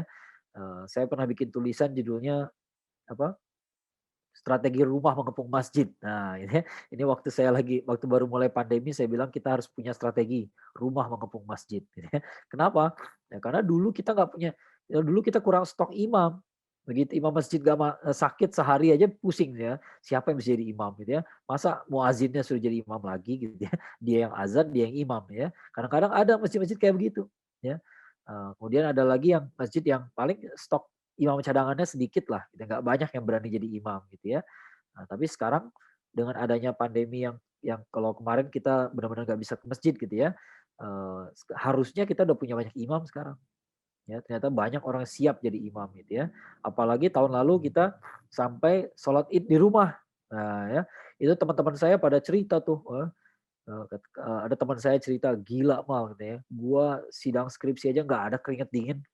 Kemarin pas lagi khutbah sholat id di rumah gitu ya, ditonton anak istri, itu gemeteran katanya gitu ya. Itu nggak gampang loh ya, nggak mudah gitu ya. Ternyata banyak di luar sana para ayah yang belajar gitu ya, belajar, menyesuaikan diri. Mereka nggak mau kehilangan sholat id kan, ya mereka belajar sholat id gitu ya. Sampai ada yang bilang ke saya gini, "Gue baru tahu takbir 5 kali itu nggak termasuk yang pertama," gitu ya. Nggak termasuk yang pertama, dia baru ngeh kalau sholat id itu, takbir yang 5 pertama tuh nggak termasuk takbir pertama, ya. "Kok baru tahu sih?" Ya selama ini kan gue nggak ngitung, gue ikutin aja imam. Dia Allahu Akbar, kita Allahu Akbar aja. Banyak loh yang kayak begitu. Ini moderator manggut-manggut aja nih, kelihatannya iya nih. Jangan-jangan senasib nih. Lucu Ustaz ceritanya. Tapi itu beneran gitu ya. Jadi banyak orang baru paham sekarang gitu ya. Baru tahu gitu rasanya jadi khotib, baru tahu rasanya jadi imam ya. Katanya yang paling menegangkan dari jadi imam sholat ini tuh tahu nggak apa gitu ya. Memastikan takbirnya nggak kurang katanya gitu ya. Ngitungnya itu stres gitu. 1, 2, 3, 4, 5 jangan sampai kelebihan ya. Begitu udah selesai itu katanya pas baca suratnya mah lempeng kata dia gitu ya. Tapi takbirnya itu yang tegang ya. Jangan sampai kelewat gitu ya. Ya, 7 dan 5-nya itu ya. Nah, jadi hal-hal kecil kayak gitu dulu yang siap jadi khotib sholat id siapa gitu, nggak banyak. Ya ternyata sekarang banyak yang ngerti, banyak yang bisa dong berarti gitu ya. Nanti ke depannya bisa gitu ya. Bisa ya barangkali seumur umur dia nggak akan jadi khatib sholat id lagi gitu ya, tapi minimal kita tahu oh bisa ternyata ya bisa, nggak bukan suatu hal yang mustahil gitu ya, bisa tuh gitu ya. Nah ini juga kesempatan bagi keluarga untuk membiasakan kembali tilawah bareng dan mengeratkan hubungan dan cara-cara lainnya gitu ya. Ini penting sekali yang poin kedua ini loh. Kenapa? Karena kalau Anda nggak mengerti hikmah ini ya, justru pandemi ini di berbagai tempat di Eropa justru menjadi penyebab bagi perceraian. Ya, ya keluarga tuh banyak hancur gara-gara pandemi. Kenapa? Gara-gara suami istri diem di rumah terus-terusan. Ya, diem di rumah terus-terusan akhirnya berantem terus gitu ya. Nah, ini kan karena mereka nggak ngerti hikmahnya gitu. Ya, kalau kita belum apa-apa kita udah bilang hikmahnya adalah kita kembali kumpul di rumah. Nah, gitu ya.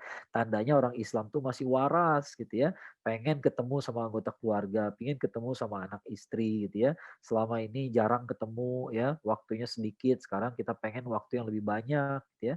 Kita malah menikmati. Jangan kita seperti yang di barat. Kalau di barat malah banyak orang cerai gara-gara lockdown gitu ya. Orang ketemu tiap hari bukannya makin mesra malah makin rusuh gitu ya. Eee Ketemu anak yang katanya kangen pengen ketemu anak malah jadi penyebab pertengkaran gitu ya. Jadi kalau kita nggak punya visi seperti ini, memang rumah kita juga akan jadi ajang perang kalau kayak gitu caranya gitu ya, medan perang ya. Ya jangan, ya kita harus sudah punya, visi dari kita sekarang nih kalaupun kita lebih sering di rumah ya berarti harusnya, eee, kita lebih banyak spending time sama, anak-anak kita gitu ya. Kita harus, ya memulai kembali lah. Kalau zaman dulu waktu saya masih kecil dulu kan kehidupannya sangat berbeda dengan sekarang ya. Dulu belum ada HP ya, dulu nggak ada orang punya kegiatan sendiri-sendiri itu nggak ada di rumah gitu ya. Orang lihat HP sendiri-sendiri ya, sibuk dengan dunianya masing-masing, yang satu sibuk dengan Twitternya, satu sibuk dengan Instagramnya ya. Masing-masing anak punya media sosial andalan masing-masing. Dulu nggak ada kayak begitu. Dulu nonton tuh bareng, makan tuh bareng gitu ya, jalan-jalan tuh bareng gitu ya. Eee, ya kalau sekarang ternyata tidak demikian. Nah, berarti ini kesempatan kita untuk mengembalikan gitu ya, pola hidup yang udah keluar jalur tadinya, ya kita kembalikan lagi, ya. Keluarga itu jadi satu unit yang kuat gitu ya, nggak cuman orang berkumpul saja ya. Hikmah berikutnya adalah memurnikan ibadahnya saya bicarakan di awal tadi, ya. Sekarang kita punya kesempatan lebih fokus sama ibadah kita.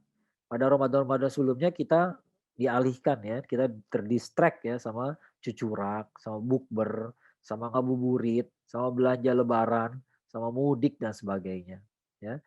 Demikian juga para aktivis dakwah seringkali terpaksa dengan tanda kutip ya, fokus dengan setumpuk agenda syiar di bulan Ramadan. Bagus sih berpahala gitu insya Allah gitu ya. Jangan salah kaprah ya. Maka saya bilang terpaksa. Terpaksa kenapa? Karena kalau nggak digituin, barangkali umat kita malah lebih mudorot lagi. Barangkali umat kita malah benar-benar nggak ngapa-ngapain di bulan Ramadan gitu ya. Jadi jangan salah kaprah ya. Saya mengatakan bahwa sebenarnya kita ini harus fokus pada ibadah kita. Tapi saya sangat mengerti kenapa para aktivis itu lebih sibuk ngurusin agenda syiar. Ya, saya juga mengerti ya karena kondisi umat kita sekarang gitu ya. Nah, sekarang ini kita punya punya kesempatan meluruskan itu semua ya. Sekarang ini kita kita boleh nggak punya agenda agenda dakwah di bulan Ramadan boleh banget gitu ya, boleh banget gitu ya. Tapi jangan lupa prioritas utama kita adalah ibadah kita. Itu prioritas utama ya. Ya ditanya ibadah itu yang fokus apanya gitu ya. Ya fokusnya pada apa? Yang nomor satu pasti saumnya dong. Ya, saumnya ya namanya juga bulan Ramadan tuh, saum Ramadan gitu ya harus kita fokuskan gitu ya. Selebihnya banyak, ibadah-ibadah yang lain ya. Nah dalam buku saya menjelaskan panjang lebar soal 2 hal ini. Ada 2 reduksi makna yang merusak ibadah Ramadan kita ya. Pertama, kita mereduksi saum ya pada 3 hal yang membatalkan. Yaitu makan, minum, berhubungan suami istri ya. Apa itu saum? Saum itu tidak makan, tidak minum, tidak berhubungan suami istri. Berarti itulah saum. Kalau kayak gitu caranya, wajar begitu kita udah nggak makan, nggak minum, nggak berhubungan di siang hari selama 1 bulan, tiba-tiba kita merasa itu hari kemenangan 1 Syawal tuh. Ya. Padahal siapa yang menang coba? Ada yang dapat sertifikatnya? Ada yang yakin bahwa kita lulus di bulan Ramadan? Yakin nggak? Ya. Nah, keyakinan itu saya khawatir cuma delusi aja gitu. Kita ngerasa ngerasa iya padahal enggak gitu. Ya, kita ngerasa hebat padahal nggak hebat sama sekali gitu. Ya, karena emang dari awal udah salah gitu ya. Saum dimaknai dari 3 hal yang membatalkannya ya. Coba bayangkan apakah wudhu itu artinya tidak buang angin? Ya, yang membatalkan wudhu apa? Buang air, buang angin gitu kan. Tapi apakah wudhu itu artinya adalah tidak buang angin? Kan nggak begitu. Ya. Saum juga demikian. Saum itu bukan berarti tidak makan, tidak minum, tidak berhubungan. Itu 3 hal yang membatalkan saja. Ya. Tapi sebenarnya yang harus ditahan bukan hanya 3 itu. Ya, tapi semuanya. Ya. Menahan lisan, menahan mata, menahan kaki, tangan, telinga kita gitu ya, perasaan kita semuanya ditahan. Ya. Nah, kalau kita bisa menahan semua, mengendalikan semua, pasti kualitas kita jadi bagus. Kualitas ibadah kita jadi bagus. Nah, sekarang kualitas kita tuh biasa-biasa aja, karena saum kita juga gitu.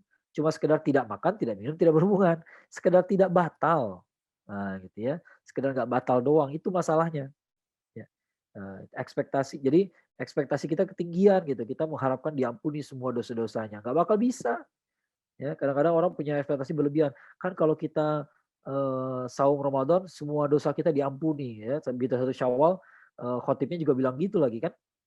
Kita semua kembali seperti bayi pada hari ini gitu ya. Ada khotib yang ngomong kayak dia bilang nih dalilnya apa gitu ya. Tahu dari mana semua yang saum Ramadan akan terhapus semua dosa-dosanya. Hadisnya mengatakan man shoma ramadhana imanan wahtisaban. Ihtisaban tuh gak dianggap penting sih sama kita sekarang. Apa ihtisaban tuh? Ihtisaban tuh berhitung-hitung. Jadi kalau orang saumnya cuma asal saum saja, ya nggak bakal diampuni semua dosa-dosanya gitu ya. Ghufira lahu ma taqaddama min dzambih itu adalah dihapuskan semua dosa-dosa sebelumnya, itu diberikan kepada yang saumnya imanan wahtisaban. Kalau nggak imanan wahtisaban ya nggak bisa gitu ya. Ya ada sih pahalanya pasti ada. Ya. Tapi ya nggak bakal segitu-gitu amat. Ya. Nah sekarang effort kita biasa-biasa saja. Tapi selesai bulan Ramadan kita berlaga seperti kayak menang Olimpiade. Nah itu kan nggak benar gitu ya. Akhirnya kita merasa kayak udah terhapus semua dosanya gitu ya. Padahal nggak begitu. Ya. Tidak demikian. Gitu ya. Itu adalah reduksi yang merusak sekali ya. Jadi saum itu sebenarnya sebuah ibadah yang komprehensif ya. Semuanya harus dikendalikan. Ya, mau ngomong mikir dulu, mau ngeliat mikir dulu, mau bicara mikir dulu, mau mendengar mikir dulu gitu ya. Ada yang didengar, oh ini gak bagus, pergi aja udah gitu ya. Melihat sesuatu yang gak bagus, udah pergi aja gitu ya. Ya, kita nggak bisa mencegah penglihatan yang pertama, tapi penglihatan kedua kan bisa kita pilih. Ya gitu ya. Kita ngelihat pertama kali ya kita nggak sengaja, gitu. Yang kedua kita bisa aja terus melihat atau kita bisa menyingkir. Ya, itu pilihan kita. Ya. Itulah saum gitu ya. Kemudian yang kedua reduksi yang berikutnya adalah reduksi bahwa Ramadan itu saum doang. Ya gitu ya. Jadi pertama saumnya pun tidak berkualitas, yang kedua kita hanya mikirin saum doang. Padahal di luar itu ada apa lagi? Kalau menurut saya yang paling utama setelah saum, namanya kan saum Ramadan ya. Jadi bulan Ramadan itu yang paling utama setelah saum Ramadan adalah qiyamu Ramadan. Ya, qiyamu Ramadan. Ada 2 alasan kenapa saya bilang itu yang paling utama gitu ya. Pertama, karena dia ada di bulan Ramadan saja. Ya, saum Ramadan tuh hanya di bulan Ramadan doang. Yang lain namanya apa? Saum sunnah. Ya, saum Ramadan tuh hanya ada di bulan Ramadan. Sifatnya wajib dan dia bagian dari rukun Islam. Qiyamu Ramadan atau tarawih yang kita sebut tarawih ya, memang tidak wajib. Makanya derajatnya di bawah saum Ramadan lah gitu ya. Nah, di bawah. Tapi dia hanya ada di bulan Ramadan. Ya. Jadi tanggal 29 atau 30 Sya'ban dia nggak ada. Ya. Tanggal 1 Syawal dia tidak ada lagi. Baru ada lagi kapan? Tahun depan. Ya, Qiyam Ramadan itu nggak ada lagi. Ya. Bahkan kalau yang akhwat gitu misalnya gitu ya, haid atau nifas gitu ya, nggak bisa saum Ramadan ya, masih bisa diganti di bulan lain ya. Tapi Qiyam Ramadan ada gantinya nggak? Nggak ada ya, nggak ada. Jadi teman-teman kalau ada ibadah yang boleh diprioritaskan setelah saum Ramadan, kalau menurut saya rekomendasi dari saya adalah Qiyam Ramadan. Ya, paksakan ya. Sebagaimana kita kan memaksakan di siang hari kita harus saum ya. Cobalah paksakan malam hari harus tarawih ya. Nggak ada yang bilang tarawih harus di masjid ya. Nggak ada yang bilang tarawih harus 1 juz gitu ya. Cari masjid yang 1 juz, nggak ada yang mengatakan begitu kok. Ya, kita dengan kemampuan kita ya, walaupun dalam keadaan oh hari ini capek banget, tapi paksakan dapat qiyamul Ramadan. Setelah itu tidurlah dengan sentosa gitu ya. Gak usah mikir macam-macam lagi, pokoknya dapat gitu ya. Hari ini kecapean banget, bacaannya pendek-pendek aja, nggak apa-apa, nggak masalah gitu ya. Tapi jangan sampai nggak dapet. Kenapa? Begitu azan azan maghrib 1 Syawal berkumandang, nggak ada lagi qiyamul Ramadan. Ya, kita berbahagia dengan sholat Id, kita berbahagia dengan takbiran, kemudian sholat Id ya. Eh, Sampai sholat Id masih bisa bayar zakat fitrah, tapi nggak ada lagi qiyamul Ramadan besoknya, ya. Karena udah bukan Ramadan, ya. Jadi yang itu yang harus kita paksakan kalau menurut saya. Itu alasan pertama ya, karena dia hanya ada di bulan Ramadan. Ya itu sangat spesial gitu ya. Yang kedua, karena tadi hadis yang saya sudah bacakan, man shoma Ramadan dan imanan wahtisaban, ghufira lahu ma taqaddama min dzambi. Siapa yang saum di bulan Ramadan dengan iman dan ihtisaban, kemudian akan Allah ampuni dosa-dosanya yang terdahulu, ya. Nah, ada hadis yang lain yang hampir persis sama kata per kata, ya, kata per kata, kecuali satu kata. Bukan man shoma Ramadan, tapi man qoma Ramadan, ya. Barang siapa sholat qiyamul Ramadan, ya, sholatnya bukan, ya terjemahannya sukanya sholat di bulan Ramadan, tapi bukan berarti semua sholat gitu ya. Tapi siapa yang sholat qiyamul Ramadan, ya, dengan iman dan ihtisaban, maka Allah akan ampuni semua dosa-dosanya terdahulu. Ya, itu hadisnya sama-sama sahih gitu ya. Hanya beda satu kata saja. Ya, jadi walaupun derajatnya berbeda, satu wajib, satu sunnah muakkadah gitu ya, tapi ternyata bisa menghasilkan pahala yang sama. Ya, jadi kita nggak boleh main-main tuh gitu ya. Walaupun kita nggak dapet di saum Ramadan, barangkali kita bisa dapetin di qiyamul Ramadannya. Ya, katakanlah dengan saum kualitas kita sekarang nih bisa separuh lah gitu dosa diampuni gitu mudah-mudahan gitu ya. Jangan semuanya, nggak semuanya banget, tapi separuh kehapus gitu ya. Nah mudah-mudahan separuhnya lagi bisa kehapus sama qiyamul Ramadan. Ya gitu kan. Kita pol-polin di situ ya. Kemudian Ramadan itu syahrul Quran ya. Maka keakraban kita dengan Al-Quran juga perlu diperbanyak ya. Perlu diperbaharui gitu ya. Keakraban tuh ngapain aja sih? Ngapalin, nggak selalu ya, nggak selalu nggak selalu menghafalkan, nggak selalu bertilawah ya. Kadang-kadang orang fokusnya pada tilawah gitu ya, harus 1 juz sehari gitu ya. Eh, tapi menurut saya kita timbang-timbang dengan kemampuan kita saja. Ya kira-kira teman-teman udah biasa belum 1 juz? Kalau belum biasa ya jangan. Ya jangan dipaksakan seperti itu gitu ya. Karena biasanya orang merujuk pada kata-kata Rasulullah SAW ya, ketika Rasulullah SAW menasihati sahabatnya untuk 1 juz sehari. 1 juz sehari harus selesai, 1 juz sehari selesai ya. Tapi jangan lupa kita sama beliau, sama sahabat beliau itu beda. Ya, beda modalnya. Modalnya apa? Yang minimal mereka bisa bahasa Arab. Ya. Orang bisa bahasa Arab, baca Quran tuh ya kayak kita baca koran lah. Ya, kayak kita baca buku aja gitu ya. Kita baca buku 20 halaman apa susahnya sih sehari gitu. Dalam bahasa Indonesia gitu ya. Apa susahnya buat kita? Ya kayak gitulah orang Arab baca Quran gitu ya. Jadi kalau kita bacaannya masih terbata-bata, saya tidak menyarankan untuk kita maksain 1 juz. Ya, kenapa? Bukan hanya repotnya gitu ya. Masalahnya kita jadi nggak beradab sama Quran. Karena tajwid itu adalah adab yang benar pada Quran. Jadi kalau tajwid kita belum benar, ya atau masih udah benar tapi masih harus pelan-pelan gitu ya, tiba-tiba kita paksakan baca cepet-cepet ya, akhirnya malah banyak yang salah dan berarti kita nggak beradab sama Quran ya. Saya nggak bisa kasih kasih formula yang pasti benar gitu ya, tapi cobalah perhitungkan dengan kemampuan kita masing-masing ya. Kalau udah lancar, ya why not ya 1 juz sehari gitu ya, mau lebih juga nggak apa-apa ya. Tapi kalau kita belum lancar, ingat adab paling utama pada Quran adalah tajwidnya, ya. Jadi lancarkan itu, lancarkan. Kita bacanya benar kalau kecepatannya segini, ya segini aja berarti. Ya segininya itu berapa selesainya dalam sehari? Oh ternyata cuma 5 halaman, nggak apa-apa. Ya nggak apa-apa, that's fine gitu ya. Itu malah bagus kalau menurut saya. Daripada, karena saya pernah dengar ada yang memaksakan diri 1 juz gitu ya. Tapi bacaannya begitu saya dengar jadi kacau balau, dia salah baca karena dia berusaha cepat gitu, ya. Dia berusaha cepat ya. Kalau para sahabat Rasulullah SAW itu orang Arab gitu ya. Orang Arab disuruh baca baca tulisan Arab ya 20 halaman ya cincai lah. Ya, sama kayak kita disuruh baca buku 20 halaman sehari beres insya Allah gitu ya. Bisa lah gitu ya. Satu juz kan kira-kira 20 halaman ya kalau Quran yang standar ya. Ya, bisa lah kita. Ya atau coba aja teman-teman bacalah 20 halaman terjemahan Quran gitu. Bisa kan? Ya itu sangat doable, sangat bisa dikerjain gitu ya. Sangat masuk akal gitu. Ya. Nah, kita nggak sama dengan para sahabat itu. Kecuali kalau udah lancar. Udah lancar why not ya. Lebih dia juga bagus ya. Ya. Nah, kita bisa perbanyak sedekah itu juga penting ya. Sedekah. Sekarang banyak orang lagi susah loh. Banyak orang lagi susah. Ya, bisnis mereka lagi banyak yang kolaps gitu ya. Ya, jangan lupa kita niatkan betul-betul kita bantu orang lain ya. Sedekah, infak kita sangat penting sekali ya. Kalau zakat fitrah nggak usah diomongin, udah pasti harus kita kerjakan. Dan zakat fitrah tuh nggak berat sama sekali gitu ya. Jadi ya jangan sampai nggak dikerjain gitu ya. Cuma ngitung beras doang kok gitu ya. Nggak mahal-mahal juga ya. Nggak 1 kuintal gitu.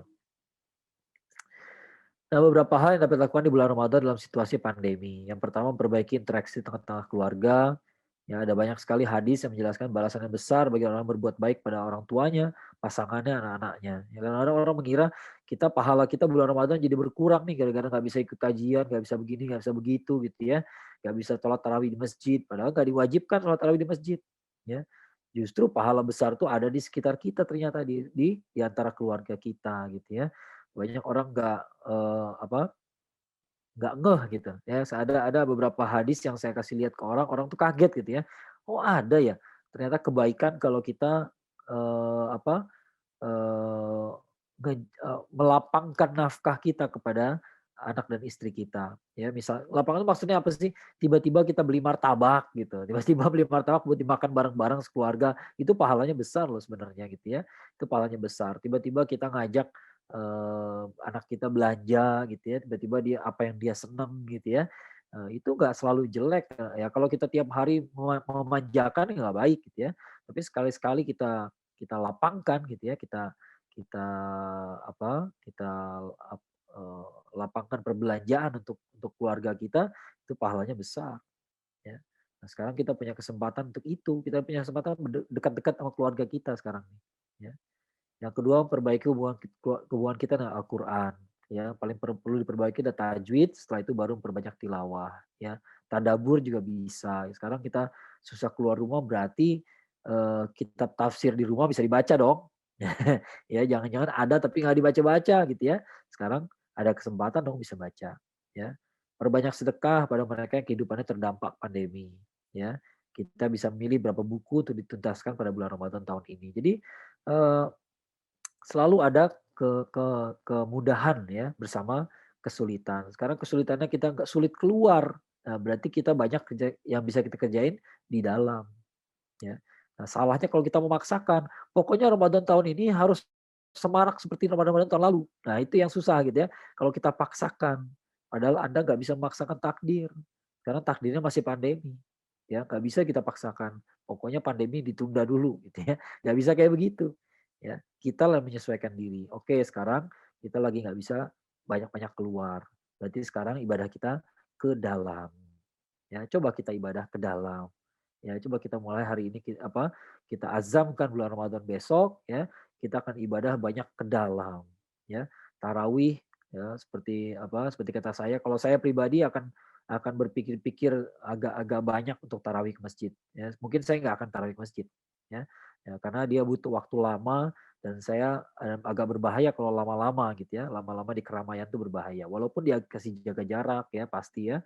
Nah, tapi ya teman-teman bisa pertimbangkan sendirilah ya, bisa jadi di rumah teman-teman ada musola kecil ya, artinya cuma klaster doang gitu ya kan, perumahan banyak gitu ya sekarang ya, klaster kecil, masjidnya cuma musola doang, orangnya sedikit ya. Nah, kalau karena cuma sedikit menurut saya nggak masalah lah kita tarawih, ya nggak apa-apa gitu, nggak apa-apa, nggak masalah gitu ya. Bisa pertimbangkan sendirilah gitu ya. Nah, sekarang tapi kalau kita nggak bisa, maka kita mulai melihat ke dalam, ya lihat ke dalam. Coba kita paksakan tarawih bisa tiap malam, ya. Dengan kecepatan kita sendiri, ya dengan kecepatan kita sendiri, semua ayat Quran yang sudah kita hafal, kita keluarin pada lagi saat tarawih gitu ya. Kita coba betul-betul melihat ke dalam sekarang nih. Stop dulu kita ngelihat keluar, stop dulu kita berpikir bukber, reuni ya, stop dulu lah ya. Beberapa tahun ini, saya bilang beberapa tahun ya, karena kita nggak tahu pandemi ini berapa tahun, nggak ada jaminan 2021 selesai loh. Mentang-mentang kita sekarang lagi vaksin ya, belum tentu selesai. Ya belum tentu selesai ya. Kita harus siap ya kalau ternyata beberapa tahun ya. Apapun takdir Allah, kita nggak mengeluh ya, kita cari apa kebaikannya ya. Kita cari apa kebaikan. Ya, sekarang kita bisa bisa menghargai apa yang kita nikmati kemarin-kemarin kan. Kemarin-kemarin kita menikmati datang kajian ke masjid ya. Mungkin kita kemarin-kemarin taken for granted aja gitu ya, nggak kita syukuri. Sekarang saatnya kita bersyukur ya. Ngomong-ngomong, ya saya cukupkan dulu sampai sini presentasinya ya. Tapi ngomong-ngomong, tadi kan ayat ayat yang dibacakan apa surat Al-Baqarah 183 sampai 187 ya. Itu ayat-ayat tentang saum Ramadan ya. Di antara ayat-ayat itu nyelip ayat ke 186 ya. 186 ayat yang agak beda sendiri. Kalau yang tadi ayat 183 bicara soal saum, ya, 184 juga sama, 185 juga sama tentang saum juga gitu ya. 186 ini nyempil sendiri, agak beda sendiri, ya. 186 itu bicara soal apa sih? A'udzubillahi minasyaitonirrajim. Bismillahirrahmanirrahim. Wa sa'alaka ibadi anni fa inni qarib. Ujibu da'wat da'i idza da'an falyastajibu li wal yu'minu bi la'allahum yarsyudun. Sadaqallah, ya. Jadi wa idza sa'alaka ibadi anni fa inni qarib. Ya, kalau ada yang bertanya, kalau ada hambaku bertanya tentang aku, maka aku dekat. Itu kalimatnya agak aneh tuh ya. Kalau ada hambaku bertanya tentang aku, ini kalau kalimat yang normal ya. Kalimat yang normal begini nih. Allah berkata pada Rasulullah SAW, kalau ada hambaku bertanya tentang aku, kasih tahu dia, saya dekat. Gitu ya. Kasih tahu dia itu penting gitu ya. Karena ini kasih perintah kepada Rasulullah SAW, katakanlah aku dekat. Ya, tapi ini nggak ada qala, nggak ada qaul, ya, nggak ada. Ya. Yang ada adalah wa idza sa'alaka ibadi anni fa inni qarib. Kalau ada hambaku bertanya tentang aku, maka aku dekat. Ya. Artinya apa? Artinya seolah-olah kalau kata para ulama nih, seolah-olah Allah Subhanahu Wa Taala akan menjawab sendiri pertanyaan itu. Ya, jadi kalau ada yang nanya, kamu nggak usah jawab. Ya, nanti saya yang jawab sendiri. Nah, gitu ya. Allah tuh sangat saking dekatnya gitu ya. Maka kalau ada yang bertanya tentang Allah, Allah pun tahu pertanyaan itu. Ya, Allah tuh tahu gitu ya. Walaupun dia nggak nyadar barangkali. Ya, ayat ini menyadarkan kita bahwa kalau kita bertanya di mana Allah, sebenarnya Allah tahu kita bertanya-tanya soal itu. Ya. Wa idza sa'alaka ibadi anni fa inni qarib. Ya, ujibu da'wat da'i idza da'an. Ya. Allah jawab doa kita ketika kita sedang berdoa, selagi kita berdoa, ya. Jadi selagi berdoa udah dijawab, ujib, ya, udah dijawab gitu ya. Apakah kabul? Dikabulkan apa enggak? Ya, enggak selalu, ya. Kabul apa tidak itu lain ya. Kalau ini jawab, ya, dijawab, ya. Doa itu bisa dijawab, belum tentu dikabul, ya. Jawab itu ya dijawab, ya. Jawabannya apa? Jawabannya adalah ya saya kasih sesuai permintaan kamu, ya. Atau ya tapi nanti, nggak sekarang, ya, karena waktunya belum tepat. Atau tidak, yang kamu minta bukan yang paling bagus, maka saya kasih lebih bagus, ya. Bisa jadi juga tidak di dunia, nanti di akhirat dapat yang lebih bagus. Nah, gitu ya. Jadi either way Allah pasti menjawab semua pertanyaan. Gak kayak saya gitu ya. Saya kadang-kadang banyak orang mengeluh nih. Ya, Ustaz, saya nge-WA belum dijawab. Oh lupa saya bilang gitu ya. Kelewat, tenggelam WA-nya. Nah itulah manusia gitu ya. Itu manusia. Udah dibaca, lupa ngejawab ya. Karena begitu udah dibaca, tiba-tiba anak nangis. Ya rusuh dulu di rumah, terus lupa gitu ya. Allah nggak begitu. Ya. Bagi Allah, semua request pasti dijawab. Belum tentu dikabulkan. Belum tentu ya. Ya, bisa jadi dikabulkan nanti, bisa jadi diganti yang lebih baik, bisa jadi diganti di akhirat. Tapi pasti dijawab. Ya. Oleh karena itu orang-orang sebagian ulama bahkan mengatakan berdoa itu lebih indah, ya. Berdoa itu lebih indah daripada ketika yang kita minta itu datang. Ya. Ini menarik ya. Kita berdoa sama Allah, kita minta sama Allah, itu lebih indah ketimbang apa yang kita minta itu datang. Ya. Apa yang kita doakan itu akhirnya terjadi gitu ya. Lebih indah berdoanya daripada ketika kejadiannya. Ya. Kenapa bisa begitu? Ya, itu sama kayak kita ngobrol sama saudara kita, sama suami atau istri kita yang lagi pergi ke luar negeri, keluar kota gitu ya. keluar pergi jauh gitu ya. Untuk sementara pastinya pergi jauhnya gitu ya. Lalu kita telepon-teleponan, terus kita bilang, di sini, di sana ada makanan apa yang paling enak gitu ya.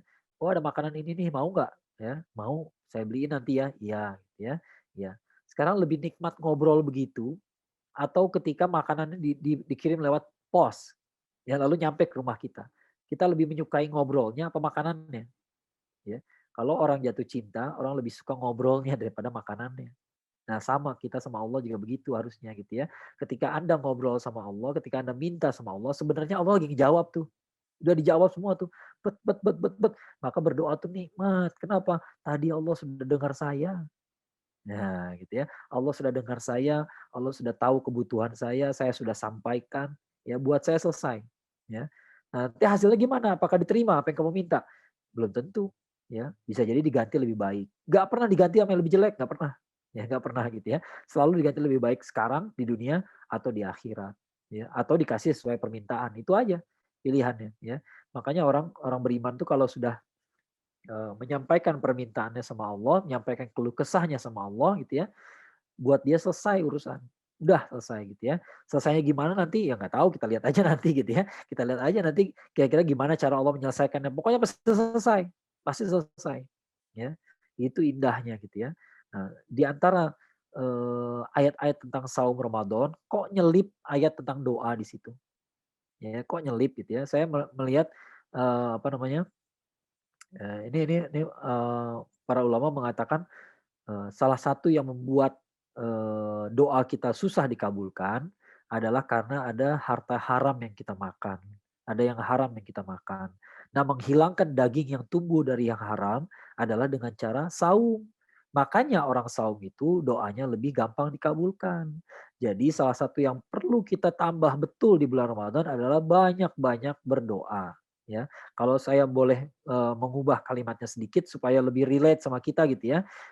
Saya nggak mau pakai kata doa gitu ya, saya lebih suka pakai istilah begini nih, karena keperluan, sebenarnya doa itu benar gitu ya, tapi karena perlu untuk menekankan sesuatu, saya ingin katakan, mungkin Ramadan ini saat yang tepat buat kita untuk berngobrol-ngobrol ria sama Allah Subhanahu wa taala. Ya, selama ini nggak pernah kita sapa Allah gitu ya. Kita diam-diaman aja sama Allah. Katanya cinta, katanya hamba gitu ya. Tapi nggak pernah kita panggil. Allah tuh senang kita panggil. Nggak kayak manusia. Kalau manusia tiap hari kita panggil kesel juga. Ya, kesel di tiap hari minta-minta terus sama kita, minta tolong, minta ini, kerjaannya sendiri apa sih? Ya, lama-lama kesel kan gitu ya. Tapi kalau Allah nggak begitu. Ya Allah senang kalau hambanya ini tahu diri gitu ya. Ya jangan kayak orang Yahudi. Kalau orang Yahudi kan gitu. Ya, saya kaya, Allah miskin. Ya, kalau kita sebaliknya gitu ya, saya miskin, engkau kaya. Ya, maka saya minta ini, minta itu, minta ini, minta itu. Saya nggak sanggup kalau nggak sendirian, kalau harus bekerjain sendirian. Saya nggak sanggup kalau nggak engkau tolong. Nah, Allah suka kalau kita ngomong kayak begitu. Tandanya nih hamba tahu diri. Ya, dia tahu gitu ya, dia tahu bahwa dia nggak bisa ngerjain sendiri. Ya, sekarang ini saatnya kita berdoa. Banyak orang bertanya kenapa nih pandemi nggak kelar-kelar? Padahal kita udah menderita. Iya lu udah menderita, tapi lu udah ngomong belum?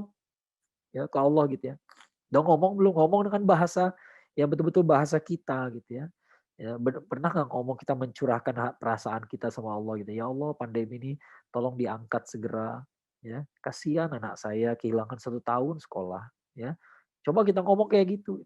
Ya, jangan cuma ya Allah angkatlah pandemi ini selesai titik gitu. Nggak ada itu, nggak ada ya, sayur nggak ada garam itu kayak begitu gitu ya. Cerita gitu benar-benar apa kesulitan kita gitu ya. Teman saya bisnisnya tutup gara-gara pandemi, ya Allah gitu, kasihan gitu ya. Ya Allah gimana nih apa bapak-bapak yang biasa antar jemput anak saya sekarang nggak ada kerjaan gara-gara sekolah semuanya di rumah. Bapak-bapak antar jemput mau ngapain coba sekarang? Coba pikirin deh gitu ya. Coba pikirin tukang bakso yang biasa di sekolah. Kalau yang biasa di perumahan masih dapat duit mereka. Tapi kalau yang biasa di sekolah, sekolahnya nggak ada siapa-siapa. Ya, ya coba coba coba pikirkan itu semua ya. Coba kita bicara sama Allah, ngobrol sama Allah, minta sama Allah gitu ya. Minta dengan setulus-tulusnya, cerita, betul-betul cerita gitu. Ya betul-betul cerita.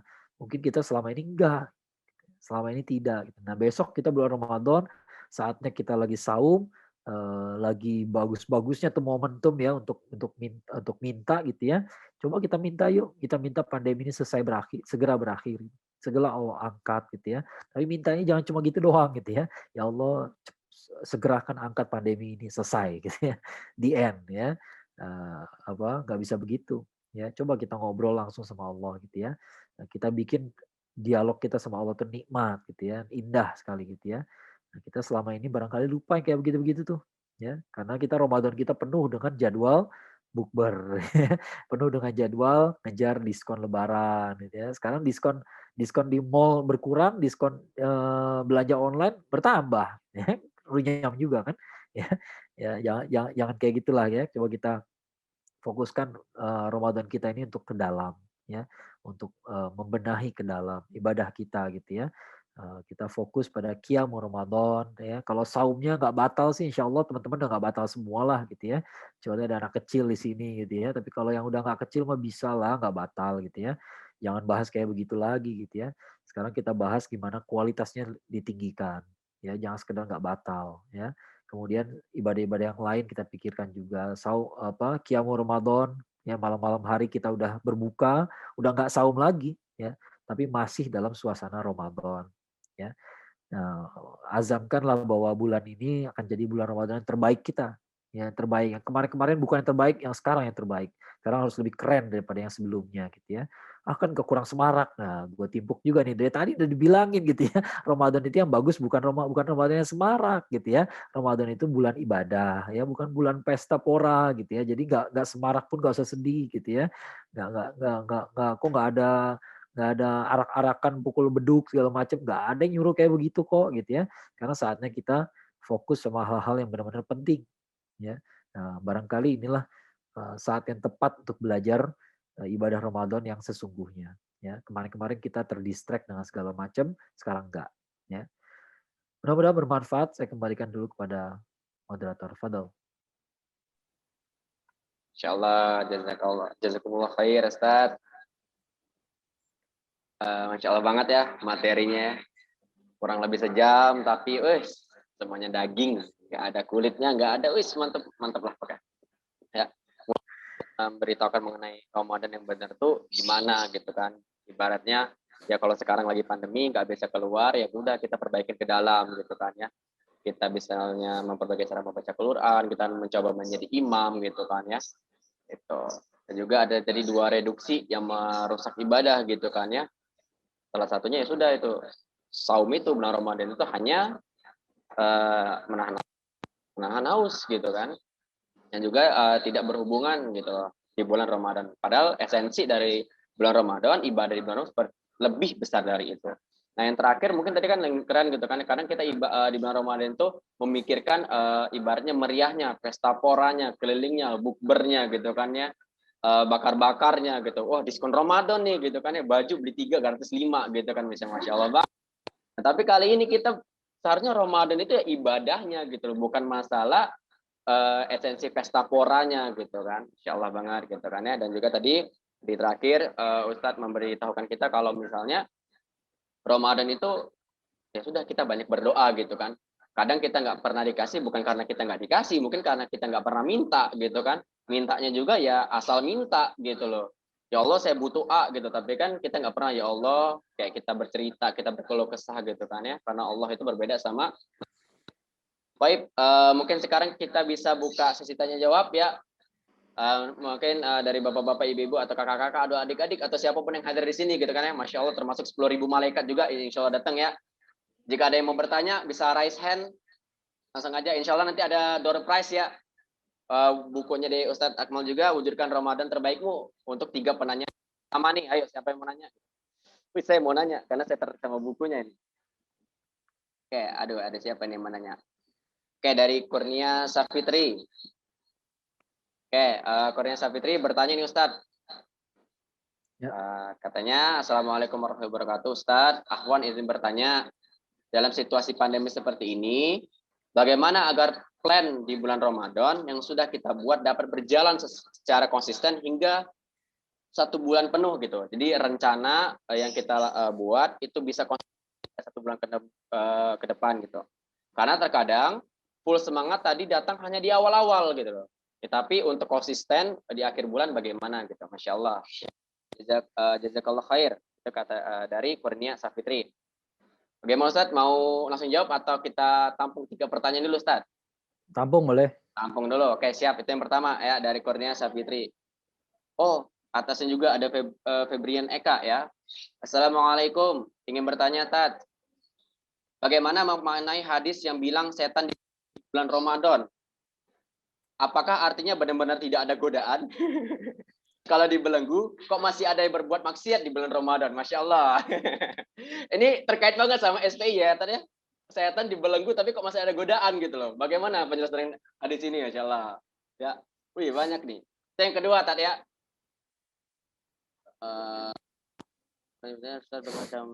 Oke, ini yang ketiga Ustadz, ada yang bertanya dari Nofrizal Rianto. Ya, Afwan izin bertanya Ustadz, bagaimana cara membayar puasa almarhum orang tua yang sakit? Yang kita sendirinya juga lupa mencatat. Syukron. Nah, jadi 3 itu pertanyaan Ustadz ya. Untuk pertama kita close dulu. Untuk 3 pertanyaan, ada 6 pertanyaan. Tapi kita batasi 3 itu dulu Ustadz. Tadi yang pertama, bagaimana cara kita konsisten untuk satu plan ke depan gitu Ustaz. Plan ibadah satu plan ke depan, bagaimana biar kita itu tetap bisa menjalankan itu. Oke, mungkin tafadhol Ustaz. Ya. Bagaimana caranya supaya kita konsisten? Emang istiqomah itu suatu hal yang misteri di mana-mana ya. Kita apa ya? Mungkin nggak ada satu jawaban yang pasti ya, karena kita perlu tahu dulu apa sih yang bikin nggak konsisten gitu ya. Nah, cuman kalau saya dalam buku saya ngasih sebuah perspektif gitu ya. Saya mengatakan bahwa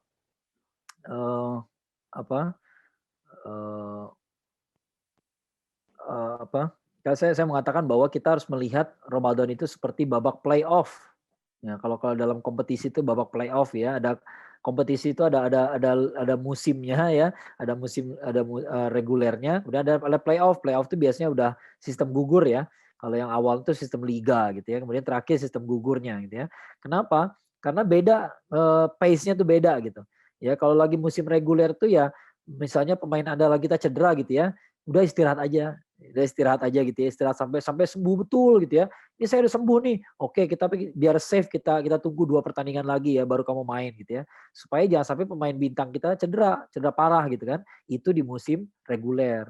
Tapi begitu playoff ditanya sama pelatihnya, lo masih bisa main nggak? Bisa, masuk. Nah gitu ya. Kenapa? Karena ini saatnya kita hancur-hancuran, habis-habisan gitu ya. Nah kita harus berpikir seperti itu. Ya, kadang-kadang ada orang bertanya, Ustaz gimana caranya supaya ibadah kita sama setelah Ramadan seperti bulan Ramadan? Yang kayak gitu yang merusak kalau menurut saya gitu ya. Kenapa merusak? Karena nggak pernah terjadi ada manusia di bulan Syawal ibadahnya sama kayak Ramadan, nggak ada. Ya, Nabi pun nggak mencontohkan kayak begitu. Memang kita tuh puncaknya klimaks itu bulan Ramadan. Ya, begitu Syawal anti klimaks ya. Bulan Ramadan 10 hari terakhir kan bahkan Nabi itu nggak keluar dari masjid gitu. Itikaf gitu kan ya. Apakah diteruskan di bulan Syawal? Enggak. Jadi jangan bilang gimana caranya supaya ibadah kita sama seperti Ramadan, nggak bakal bisa. Ya. Yang kayak gitu ngerusak. Kenapa? Karena seolah-olah jadi nggak ada garis finishnya. Ya, justru kalau menurut saya, kalau mau kuat di bulan Ramadan, sadari bahwa ada garis finish. Ya, kalau kita udah lemes nih, tinggal 7 hari lagi gitu ya, tinggal 7 hari terakhir dari tanggal 22 misalnya gitu ya, 22 Ramadan udah lemes ya, 7 hari lagi, ya kita kan bisa katakan pada diri kita sendiri, 7 hari lagi habis itu istirahat. Nah gitu ya, justru kalau menurut saya itu yang bikin kita kuat. Tapi kalau kita nggak ngerasa ada ujungnya, ya udah lemes kita ya. Nah mana kuat gitu ya, ya harus libur lah gitu ya, harus libur nggak akan kuat. Ya. Tapi kalau kita bisa katakan nih Ramadan tinggal 7 hari lagi, tinggal 5 hari lagi, 3 hari lagi, 2 hari lagi gitu ya. Paksakan 1 hari lagi, hajar gitu ya. Habis itu gue bisa istirahat gitu ya. Justru itu apa yang bisa bikin kita bertahan. Kalau kita nggak ada garis finish nggak bakal kuat. Nggak akan kuat setiap hari gitu ya. Nggak akan kuat. Ya memang Ramadan ini spesial sekali gitu ya. Oleh karena itu sama kayak tadi tarawih gitu. Udah ngantuk-ngantuk ya. Aduh malam ini lagi sibuk. Kemarin hari ini lagi sibuk banget. Gak kuat mau tarawih. Tapi katakan pada diri kita sendiri. Ini cuma bulan Ramadan doang loh. Selesai Ramadan nggak ada lagi setelah tarawih. Gitu ya. Jadi kalau mau dipaksain sekarang. Gitu ya. Sekarang aja paksain gitu ya. Nanti nggak lagi. Nanti tidak lagi. Nanti setelah ini kita istirahat. Ya bukan istirahat sama sekali nggak ada dikerjain gitu ya. Ada lah gitu ya. Tapi nanti kita istirahat. Kalau ngomong kayak gitu bisa jadi ada semangat kan, ya. Jadi merasa ada ujungnya kok, nanti habis ini istirahat, nanti habis ini istirahat gitu ya. Bayangin kita lari nih, udah lari 10 kilo, udah lari 20 kilo gitu ya. Tiba-tiba di kejauhan 1 kilo di depan ada garis finish. Ya, tiba-tiba napas lagi. Wah, nggak usah jauh-jauh deh, cari yang gampang. Contohnya gampangnya apa ya? Contohnya kuliah. Ya, kuliah 2 jam pelajaran ya. 2 jam kuliah gitu ya. Berapa lama semangatnya? 15 menit di awal sama 15 menit di akhir, kan begitu psikologis ya. Psikologis kan, begitu lihat jam 15 menit lagi, set. Dia begini, tiba-tiba semua oksigen ke kepala, nggak ada ngantuk-ngantuknya, berjernih semuanya. Kan begitu. Ya begitu kan. Makanya kuliah tuh nggak bisa berjam-jam, ya nggak bisa berjam, 1 jam kuliah tuh nggak 60 menit juga gitu ya.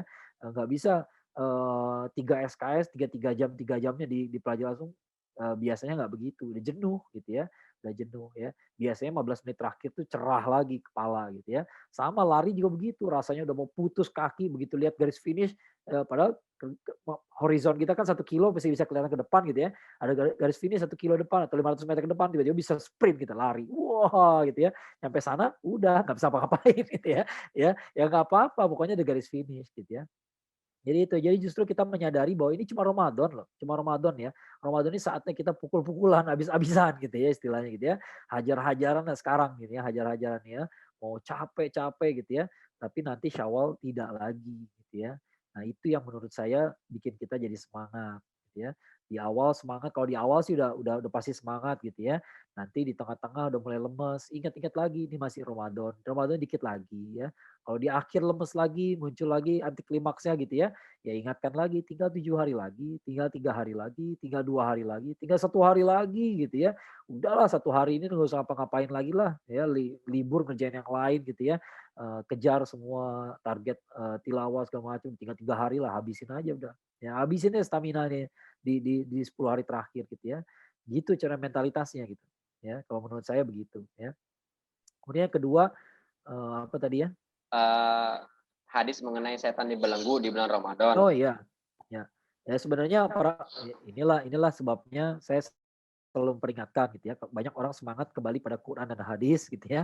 Tapi ingat ada Quran, Quran itu objeknya ya. Untuk mempelajarinya ada ulumul Quran ya, ada ilmunya. Kalau ada ilmunya berarti ada ahlinya ya. Hadis juga demikian, ada hadis, ada ulumul hadis, berarti ada ahlinya ya. Maka kalau kita baca hadis sendirian tanpa kita punya keahlian, kita nggak pernah bertanya pada yang ahli, kita akan kebingungan kayak begini. Katanya dibelenggu, kok masih bisa ada yang ganggu? Padahal semua ulama udah mengatakan dibelenggu itu kan diikat doang. Diikat itu bukan berarti dia nggak bisa bergerak, tapi dia agak susah mengganggu. Agak susah, masih bisa gitu ya, masih bisa. Dia cuma diikat doang. Diikatnya juga bukan diikat apa dalam arti nggak bisa bergerak. Ya, nggak ada yang bilang kayak begitu ya. Jadi dibelenggu itu artinya diikat ya, tapi dia masih bisa bergerak, dia masih bisa ganggu kita gitu ya. Bisa ganggu kita dan bisa jadi kadang-kadang kita selalu nyalain setan juga sih gitu ya. Padahal setan itu kan dari jenis jin dan manusia ya. Jadi bisa jadi yang ya apa kalau kita udah ahli maksiat kelas kakap gitu ya, ahli maksiat kelas kakap, malah kita nggak perlu diganggu sama setan yang jin lagi gitu. Barangkali kitanya juga udah jadi setan gitu ya. Nah itu penyebab kenapa maksiat nggak berhenti di bulan Ramadan gitu ya. Itulah apa jawaban yang kedua ya. Jadi memang tidak ada yang mengartikan bahwa setan itu nggak bisa apa-ngapain gitu ya, masih bisa gitu ya. Betul. Oke, Masya Allah. Ya, itu pertanyaan kedua. Yang ketiga, Ustadz. Tadi ada yang bertanya dari Nofrizal. Ustadz, bagaimana cara membayar puasa almarhum orang tua yang sakit? Gitu. Kita sendiri juga lupa mencatat jumlah harinya. Gitu. Ya, kalau karena sakit itu kan solusinya dengan fidyah ya. Dengan fidyah gitu ya. Nah, kemudian kita belum kita nggak mencatat dia berapa kali nggak saumnya gitu ya. Nah, kita perkirakan mau nggak mau kalau kayak begitu. Ya, kita bayarkan fidyahnya sesuai misalnya berapa tahun sih. Kalau sakit kan berarti nggak bakal belang bentong ya, nggak bakal sehari ini saum, besok enggak gitu ya. Pasti terus-terusan kan gitu ya. Nah, kira-kira udah berapa tahun beliau sakit sehingga tidak saum ya. Katakanlah setahun terakhir doang ya, setahun terakhir ya udah 29 hari atau 30 hari gitu ya. Polin aja, udah kumpulin aja anak-anaknya kumpulin gitu ya. Kumpulin dana kita bayarin fidyah orang tua kita gitu ya. Nah, itu caranya gitu ya. Nah, kalau udah sakit udah sampai 5 tahun, tapi saya rasa 5 tahun enggak lah ya. Kan biasanya orang udah setelah Ramadan tuh pada bayar fidyah tuh ya. Ya. Jadi paling maksimal harusnya sih 1 bulan doang ya. Dari Ramadan yang lalu gitu ya, bukan Ramadan yang sebelumnya lagi gitu ya. Tapi kalaupun itu terjadi masih ada Ramadan yang sebelumnya lagi ya diperhitungkan saja ya, dikira-kirakan saja. Ya kalau mau diamankan saja ya udah hitung aja sebulan. Ya sebulan ini, sebulan yang tahun lalu juga sebulan juga gitu ya.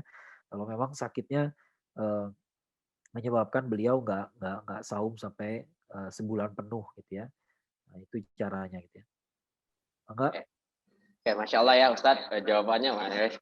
Gitu kan. Tadi dari Kurnia Sapitri, insya Allah terjawab gitu kan ya. Mengenai bagaimana agar plan di bulan Ramadan tetap berjalan di akhir waktu gitu, sampai akhir Ramadan ya. Tadi dari Ustadz mengatakan kalau sadari ada garis finish gitu loh ya, kita puncak-puncak, kita habis-habisan, setelah Ramadan kan anti klimaks gitu ya, malah harus kita pahami adanya garis finish itu. Yang kedua tadi dari Febrian Eka, alhamdulillah juga udah terjawab gitu kan, bagaimana dengan hadis mengenai setan itu dibelenggu di bulan Ramadan gitu loh. Tapi mengapa di bulan Ramadan masih ada godaan gitu? Jangan-jangan kita sendiri setannya gitu kan? Setannya nih, ya jinnya memang diikat gitu. Kita yang sendiri setan. Masya Allah banget itu tamparan banget Ustaz. Masya Allah. Minal jinnati wan nas bener ya. Yang ketiga alhamdulillah saya terjawab gitu kan ya, dari Nofrizal, cara membayar hutang orang tua almarhum orang yang sakit gitu. Ya kita kira-kira gitu kalau mau aman kita ambil 1 bulan dan dibayar dengan fidyah. Masya Allah sekali ya. Oke, mungkin kita masih ada sekitar 5 pertanyaan ya Ustaz. Saya pilih izin satu lagi Ustaz ya, pertanyaan. Ini kayaknya ibu-ibu nih. Soalnya pertanyaan tentang belanja-belanja Ustaz. Masya Allah. Dari Denny Satria Putra. Namanya Denny. Mungkin dia mewakili istrinya kali Ustaz. Assalamualaikum, izin bertanya Ustaz. Mengenai Ramadan banyak sekali tawaran dari rekan-rekan dengan gencar berdagang di bulan Ramadan, menawarkan barang dagangan baik berupa makanan untuk buka puasa atau lebaran. Kadang mereka gencar menawarkan dagangannya untuk menghasilkan rezeki untuk nanti gitu. Apakah hukumnya kalau kita banyak pengeluaran pada bulan Ramadan dengan banyak membeli produk rekan-rekan kita dengan maksud membantu rekan kita agar mendapatkan rezeki di bulan Ramadan atas dagangan tersebut. Jadi mungkin izin saya membuat singkat ya. Jadi biasanya banyak orang yang berjualan gitu loh. Di mana nanti dari hasil jualan ini untuk lebaran nanti gitu. Bagaimana hukumnya nih Ustadz? Kita ada bertanya. Bagaimana kalau kita ini banyak pengeluaran malah untuk membantu rekan kita untuk di lebaran ini nanti gitu. Ustadz, bagaimana Ustadz ya? Tafadhol Ustadz Akmal. Ya. Jangan terlalu jauh berpikir ya. Kita terlalu jauh berpikir juga. Ini orang kenapa dagangan semangat banget mereka, jangan-jangan mereka buat lebaran, kan jangan-jangan, belum tentu juga gitu ya, belum tentu juga gitu ya. Kemudian mereka punya kepentingan, kita juga punya kepentingan. Ya, kita punya kepentingan. Jadi boleh nggak belanja sama bulan Ramadan? Kalau ditanya hukumnya boleh-boleh aja.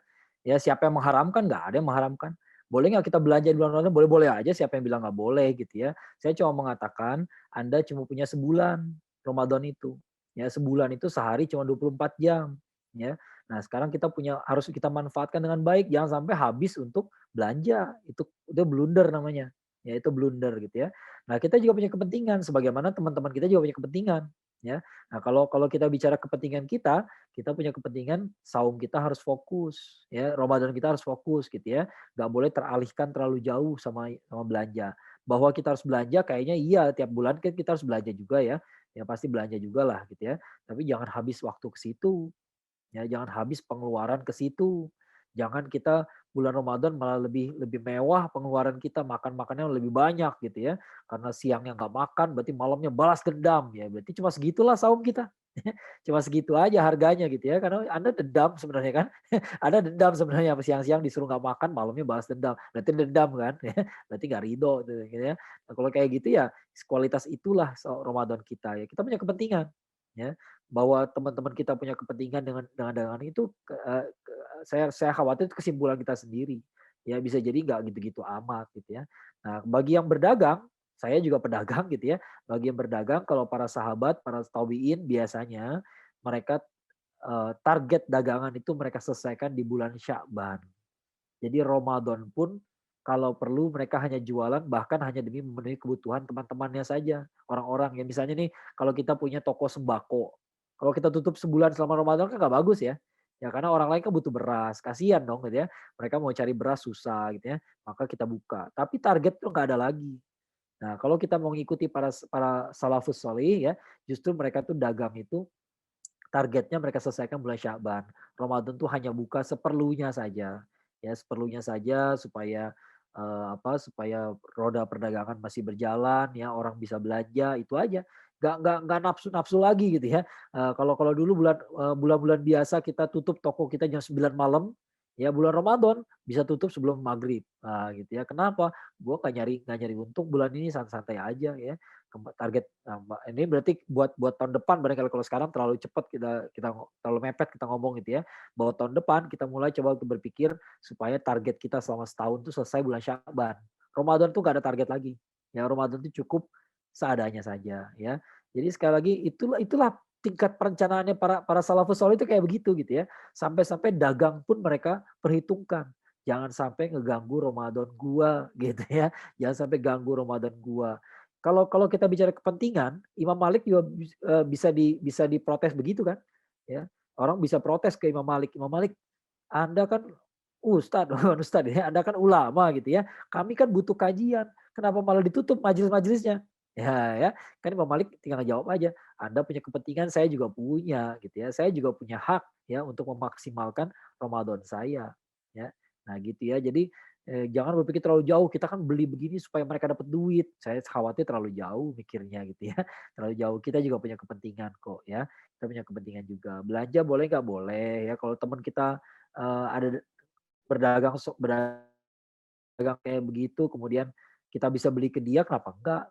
Ya kenapa enggak gitu ya. Tapi jangan habis-habisan kita kita waktu kita habis buat belanja, kemudian uang kita malah keluar lebih banyak lagi di bulan Ramadan gitu ya. Nggak tepat kalau menurut saya ya. Tapi hukumnya nggak bakal sampai haram. Ya nggak bakal sampai haram, nggak sampai batal puasanya, enggak gitu ya. Cuma rugi aja, rugi kalau menurut saya sih ya. Sekali lagi hanya 29 hari, maksimal 30 hari, nggak bakal lebih dari nggak bakal jadi 31 ya. Dalam dalam tahun Hijriah nggak ada bulan, 1 bulan 31 hari. Ya 29 30 hari udah maksimal ya. Di luar itu ya kita bisa berubah eee, kecepatan hidup kita bisa bisa kembali ke normal lagi. Ya nanti di luar itu kita bisa kembali lagi ya. Tapi di bulan Ramadan memang agak spesial. Ya harus kita bikin spesial. Ya jangan disamakan namanya bulan-bulan yang lain.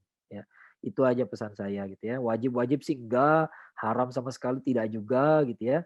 Tapi teman-teman akan menyesal. Ya, menyesal ya karena ini hanya 1 bulan doang. Habis itu nggak ada lagi. Ya. Dan 1 bulan itu hanya dipisahkan sama satu azan maghrib gitu ya gitu ya. Begitu azan maghrib 1 Ramadan, itu udah masuk Ramadan ya. Udah langsung kita lari gitu ya. Begitu azan maghrib 1 Syawal, langsung berhenti, udah nggak ada lagi gitu ya. Udah nggak ada lagi, antum mau mau ngapa-ngapain aja tuh udah bukan Ramadan lagi namanya, ya. Udah selesai Ramadan ya. Begitu udah azan maghrib 1 Syawal, berbuka yang terakhir, nggak ada lagi tarawih, ya nggak ada lagi, udah kehilangan gitu ya. Maka wajar kalau orang tuh udah sedih gitu, kalau menghayati Ramadan tuh begitu udah takbiran di satu sisi kita bahagia, di sisi lain sedih juga, ya. Karena tahun depan lagi baru Ramadan, ya. Kita nih berbusa-busa ngomongin Ramadan sekarang, tapi sekarang belum Ramadan, gitu ya. Belum, sekarang masih persiapan, ya, masih persiapan. Nanti kalau udah masuk Ramadan, nah itulah kita mulai lari, ya. Nanti 10 hari terakhir udah lari sprint kita habis-habisan gitu ya. Mau habis napas, mau bengek, paksain aja di situ gitu ya. Tapi nanti setelah selesai Ramadan ya selesai, ya. Kita kembali ke speed hidup kita yang normal lagi, ya. Fadal. Insyaallah ya, alhamdulillah tadi juga udah terjawab ya. Insyaallah terima kasih Ustadz. Satria Putra, insyaallah terjawab ya. Hukumnya apa? Hukumnya ya boleh-boleh aja gitu. Cuman jangan ibaratnya jor-joran lah, jangan jor-joran di situ karena ya Ramadan cuma sebulan gitu kan. Ya nutup sebulan juga ya jangan sampai kayak gitu juga. Tapi ya tidak dikasih target lah, hanya sebatas melakukan kegiatan tapi tidak ada target seperti bulan-bulan sebelumnya. Masya Allah, jazakumullah khair Ustadz atas ilmunya. Mungkin karena udah jam 11.50 ya, pertanyaannya Afan saya tutup sesi tanya jawabnya. Jazakumullah khair Ustadz atas ilmu yang tadi diberikan. Insyaallah ini menjadi ladang pahala jariah buat Ustadz Akmal. Dan juga ini bisa menjadi penyebab nih ampunan dan turunnya ridho Allah Subhanahu wa taala. Amin ya rabbal alamin. Ya. Jadi tadi ada beberapa poin-poin yang penting gitu ya. Kalau saya melihat kalau terkadang kita menyalahkan di bulan Ramadan itu hanya sekedar makan, minum, gitu, menahan makan, menahan minum gitu. Ya sudah, berarti kalau seperti itu, berarti puasa-puasa kita hanya seperti itu gitu. Sedangkan esensi atau makna dari Ramadan itu ada yang lebih besar dari itu, ya. Itu untuk tadi ibaratnya apa? Menggapai kemenangan gitu kan. Kadang kita merasa menang padahal yang kita menangin apa gitu kan, sertifikatnya mana gitu kan kata Ustaz tadi gitu. Padahal itu gitu loh. Kalau kita mau dapat sertifikat ya kita lakukan hal yang pantas untuk mendapatkan sertifikat gitu kan. Masya Allah. Ya, terima kasih Ustadz. Itu aja untuk kajian kita pada hari ini ya. Sebelum kita tutup, mungkin boleh Ustadz berkenan untuk bersama-sama Ustadz. Gimana? Sebelum kita tutup, mungkin diminta untuk memohon apa Ustadz? Memimpin doa, ketersediaan Ustadz untuk memimpin doa. Ya. Nanti kita berdoa bersama. Kita awali doa kita dengan Ummul Quran surat Al-Fatihah. A'udzubillahi minasyaitonirrajim. Bismillahirrahmanirrahim. Alhamdulillahirabbil alamin, arrahmanirrahim, maliki yaumiddin. Iyyaka na'budu wa iyyaka nasta'in. Ihdinas siratal mustaqim. Siratal ladzina an'amta 'alaihim ghairil maghdubi 'alaihim waladdallin. Amin. Allahumma shalli ala Muhammad wa ala ali Muhammad kama shallaita ala Ibrahim wa ala ali Ibrahim innaka Hamidum Majid. Wabarik ala Muhammad wa ala ali Muhammad kama barakta ala Ibrahim wa ala ali Ibrahim innaka Hamidum Majid. Allahumma ighfir lil mu'minina wal mu'minat wal muslimina wal muslimat al ahya'i minhum wal amwat innaka qaribun mujibud da'wat. Rabbana la tu'akhidhna in nasina wa akhtana. Rabbana wa la tahmil alaina isran kama hamaltahu 'alal ladzina min qablina. Rabbana wa la tuhammilna ma la taqata lana bihi wa'fu 'anna wa اغفر لنا وارحمنا أنت مولانا فانصرنا على القوم الكافرين فانصرنا على القوم الكافرين فانصرنا على القوم الكافرين ربنا ظلمنا أنفسنا وإن لم تغفر لنا وترحمنا لنكونن من الخاسرين ربنا لا تزغ قلوبنا بعد إذ هديتنا وهب لنا من لدنك الرحمة إنك أنت الوهاب اللهم أعز الإسلام والمسلمين اللهم أجرنا من النار اللهم أجرنا من النار اللهم أجرنا من النار Rabbi yaghfir lana wa liwalidayna warhamhuma kama rabbayana shighara. Rabbana hab lana min azwajina wa dhurriyyatina qurrata a'yun waj'alna lil muttaqina imama. Rabbana atina fid dunya hasanah wa fil akhirati hasanah wa qina adzabannar. Subhana rabbika rabbil izzati amma yasifun. Wassalamun alal mursalin walhamdulillahi rabbil alamin. Alhamdulillahirrahmanirrahim. Terima kasih Ustaz Akmal telah memimpin doa. Semoga acara kita pada ini diberikan keberkahan dari Allah Subhanahu wa taala. Amin ya rabbal alamin. Mungkin sedikit sebelum penutupan ya, bagi teman-teman yang hadir di sini, bagi yang belum mendaftar, silakan daftar di link yang sudah disediakan ya, ataupun di posternya kan ada link, bisa diklik link itu. Yang kedua, oh iya tadi yang bagi yang bertanya bisa menghubungi yang menjadi co-host ya, gitu. Ataupun di grup ataupun di WA bisa yang tadi bertanya. Karena insya Allah nanti ada door prize-nya kan, tadi bagian bertanya untuk 3 pertanyaan terbaik gitu. Oh ya, satu lagi buat teman-teman sekalian, insya Allah nih kan mungkin ada yang bertanya nih, kenapa background saya Ramadan Big Share gitu kan dari Rumah Sosial Kutub gitu. Karena kita di sini juga mengadakan program-program dari Rumah Sosial Kutub untuk ya seperti yatim tersenyum, iftar tersenyum gitu kan ya. Ada guru ngaji tersenyum, senyum ibu pejuang, dan juga zakat fitrah tentunya gitu. Nah, bagi teman-teman yang ingin berkolaborasi bisa nih sama-sama menghubungi kontak yang saya kirim di chat ya, itu ada offline Rumah Sosial Kutub program Ramadan gitu. Jadi kalau mau kolaborasi bisa di situ. Oke, itu aja. Mungkin saya sebagai moderator mohon maaf jika ada salah kata. Kepada Ustaz Mulahun, kita akhiri dengan bacaan hamdalah. Alhamdulillahirabbil alamin. Kita akhiri doa. Subhanakallahumma wa bihamdika asyhadu an la ilaha illa anta astaghfiruka wa atubu ilaik. Ya teman-teman, mungkin kita bisa foto session dulu ya. Foto session saya screenshot. Oke, mungkin kameranya bisa di turn on, dihidupkan, di on kan gitu. Ya, Masya Allah sekali. Ya. Oke, ya kita tunggu 30 detik ya. Oke, buat teman-teman kalau mau bersiap-siap, mau sisiran, mau ganteng-ganteng, mau berdandan, gitu kan ya. Oke, saya izin screenshot ya. Oke, yang pertama. 1, 2, 3.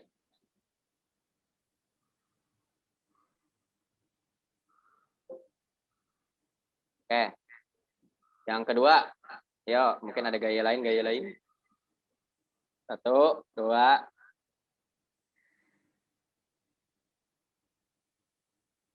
Oke. Sudah? Sudah ya, Masya Allah. 2 screenshot, alhamdulillah sudah. Terima kasih Ustadz. Sekali lagi saya ucapkan, saya sebagai moderator saya ucapkan, saya akhiri dengan wabillahi wal taufiq wa hidayah. Wassalamualaikum warahmatullahi wabarakatuh. Waalaikumsalam warahmatullahi wabarakatuh. Jazakumullah khairan, Ustadz Akmal. Ya, Ustaz. Iya, Kum. Ustaz. Pamit dulu. Assalamualaikum. Salam. Waalaikumsalam warahmatullahi wabarakatuh. Terima kasih semuanya yang sudah hadir.